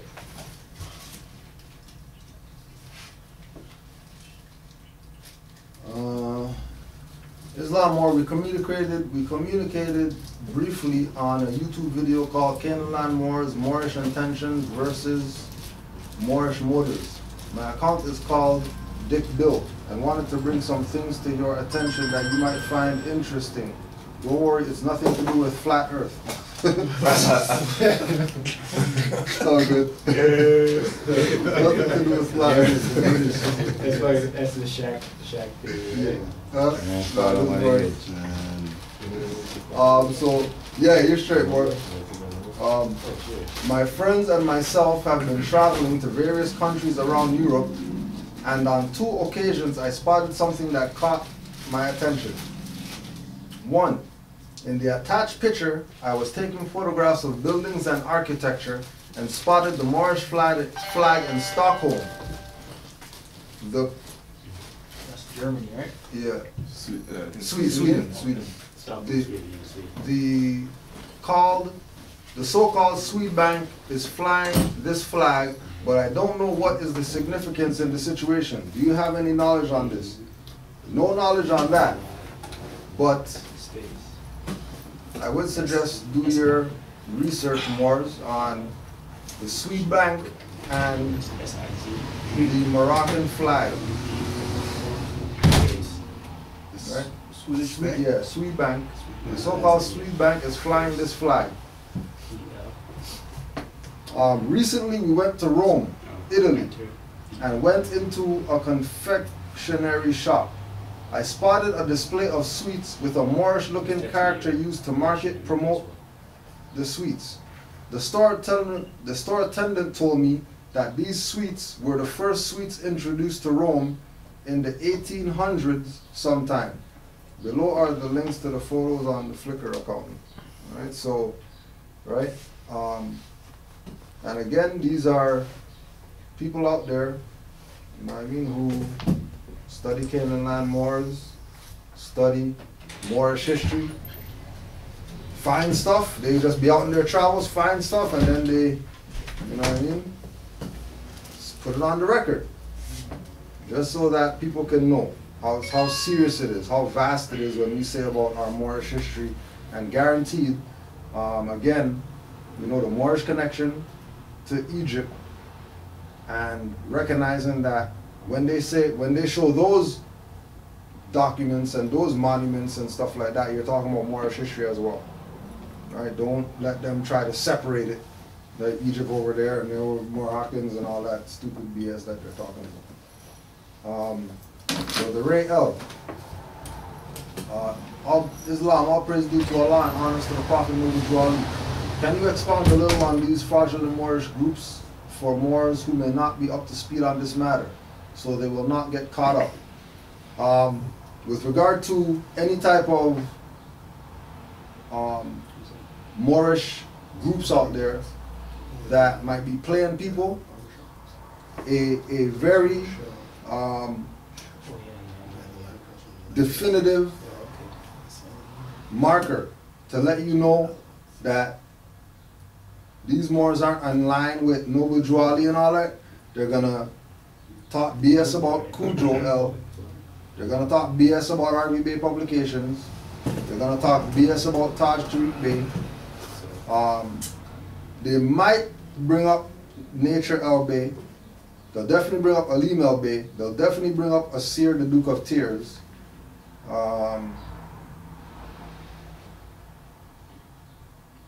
They might bring up Mario El Bey, but they don't really mess with him because he strangles people and stuff.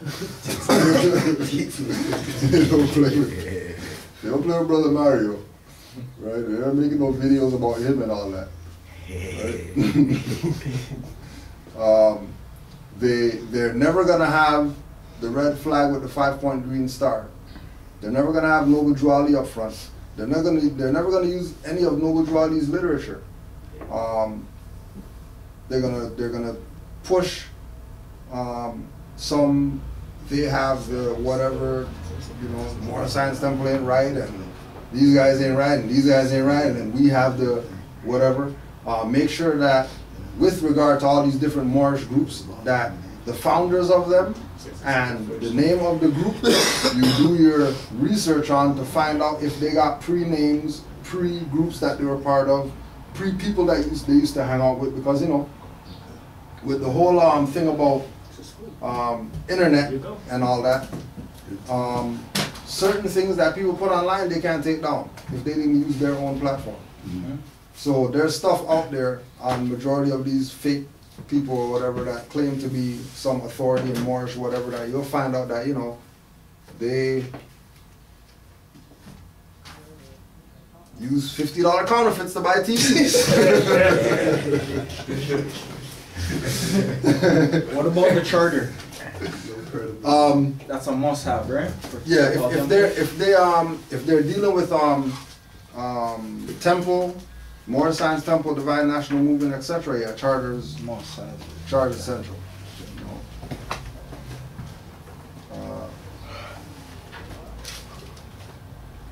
And last but not least, we want to also put the plug out again for the extensive concept correction site, moorishdirectory.com. Keep in mind that you stay close to that site so that those who are newly introduced to the Moorish paradigm can have some perspectives to consider before they indulge in the Moorish feast and stuff like that, right? Just so that they're not getting played, make sure they know. Right, so moorishdirectory.com, extensive site dealing with concept corrections for Moors. It's a great tool for people who are new to the Moorish paradigm and that need guidance without selling out to the priesthood, who are soul vultures. So be mindful of, and this plays right back into what we were talking about before. How do you recognize these Moorish groups and whatever like that? Make sure you go to moorishdirectory.com, go to the Dirty Moors page, and make sure you check the list of all the people you're studying or whatever like that. Make sure that them people you're studying is not on the Dirty Moors list, because if they're on the list, then that should let you know you should be studying from them. It's just like what we're saying, regardless of who's friends with them or who's affiliated with them or how they feel about it, when you start doing certain activities and active Moors find out about you, we're going to put you on the board and throw darts at you, right? Just because. One question could be, what makes a dirty Moor? So as far as the concept of dirty Moor, we go back to Noble Drew Ali. He told the Moors, don't call your brother a nigger, call him dirty Moor. So anything in the nigger category, but somebody has a fez on and they're doing it, that's dirty Moor. It's a long list. Yeah, long stuff. So you know what I mean? There's Rolodex of stuff. Right? That people's examples are gonna let you know if they're in line with it or if they're against it. And again, sincerity is the best ruler. You know what I mean? To measure these people's dirt. If they are sincere, they're probably not doing dirty stuff. More than likely. 80–90% of the Moors that's sincere, that's not fake sincerity or, you know, illusion, get people to think that they're whatever and then take advantage of them. All right? But again, if you go to the Moorish directory, under the dirty Moors, they got a good explanation there that would give you some insight as to what those are and how to not become one. And keep in mind that if you become one, like, you know, we got the wall that we stone people at, so don't get it twisted. Yeah, we do have some of those more that, you know, take your hand and stuff like that. You do get crazy. Muslims equivalent to HIV. Right? Bad. So it's a no lose for them. Win-win. So more civil letter is a good one too. Yeah, more civil letter. Yeah, but they don't really, you know, again, it comes back to that thing that, you know, you don't hear them talk BS about Brother Abdullah, because they know that, you know, you're not gonna mess with the etymology. Yeah, you know, you're gonna eat these. Anybody come at him, you're gonna eat them. Just on etymology alone, forget Moorish history and all that stuff. You guys are done for if you mess with Abdullah, right? So don't play. Do not play with Brother Abdullah, because he will eat you.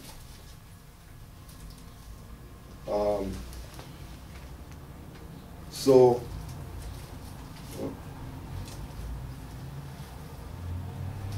okay, somebody said they could be sincere dirty Moors, so maybe you want to look at the sincerity kind of close too, just in case, you know, just to be safe. Just to be safe. Because, I mean, I could answer my own question in a sense. My first thing on that list is, if you get charged for your nationality, then that's it right there. That's where it starts. Because this is free. You know, someone comes to you and says, gimme, gimme, gimme. Oh, are you studying? No. Okay, then I ain't giving you nothing. And then you should be able to give yourself what you need. You know what I'm saying? So that's what it is, man. I think that's it. Nothing going on. You're still up Friday? Friday 7:30? Yeah. So with the good weather here, Brother Amari got his day back going on Fridays. 7:30 p.m. till whenever Morris decide to go home. So feel free to come by Fridays 7:30. We're also here Sundays. We have people who got questions, canaanlandguide@gmail.com if you have any questions whatsoever. And we'll do our best to answer the questions in class or send you some reference points so you can go seek out the answers. Anybody have closing comments or questions? Just a reminder for the summer solstice walk on the 24th of June. 24th of June, summer solstice walk, Fort Erie. We're looking into trying to get bus. So if anybody has bus connections, bus driver connections or whatever like that, get at us so we could see if we can make those arrangements. I think we want to do like a half day type of thing. Go up there late morning, and spend the day. Sure, hopefully Majority get of there the for about afternoon. 11 and then maybe leave by Yeah, 3 or 4. leave out of there about 3 or 4. So it's just to go through with our ritual that we do every year of honoring the gates, and we've had 2 this year so far. We had 2. We had winter. Winter, and we had the spring equinox. So the next one, we're going to be going out to Fort Erie, and keep in mind we're also going to be doing the barbecue this year. We're still looking at the island. Yeah. August Still looking at the island. Huh? July or August? Yeah, August, end of August. It's on the flood now. Yeah, they're underwater right now. Knows that one, eh? They're underwater. You got fishes on the street. August will be fine. See fish walking on water like, hey, Jesus! Jesus is on the island. So Islam to all the Moors. Appreciate your time and you being here. I know the mothers had sisters standing on law today too, so you know you got the double. You can't split yourself in two, go see the both classes, so you know what I mean? But we'll close out. Islam to all the Moors. Islam. Just close and 5 on the left, 2 on the right. Allah, the Father of the universe. Allah, the Father of the universe. Father of love. Father of love. Truth. Peace. Freedom. And justice. Allah is my protector. My guide. And my salvation. By night. And by day. His holy prophet. Noble Drew Ali. Ameen. Islam.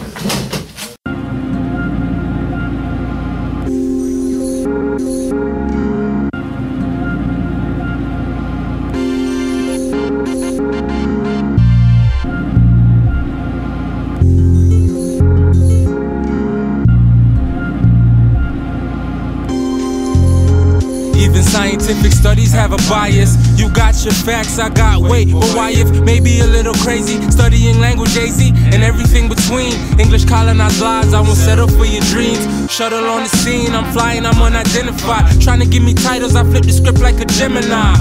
Aligned with the stars, yes, really I am a stronger being than Iron Man. Never mind the world, I got the iron hand. Never mind the money, you should see my palm. I could touch the world, atomic bomb style. You know life goes on, child. We've only been here for a long while. Starving and I'm walking down a long aisle. Everybody looking at me like I'm on trial. All cause my skin tone sound like wow. Sound like wow. It just sound like wow. Cause what I know now, it's no wonder why these haters try to profile. Sound like wow. It just sound like wow. Wisdom of the womb in your ear right now.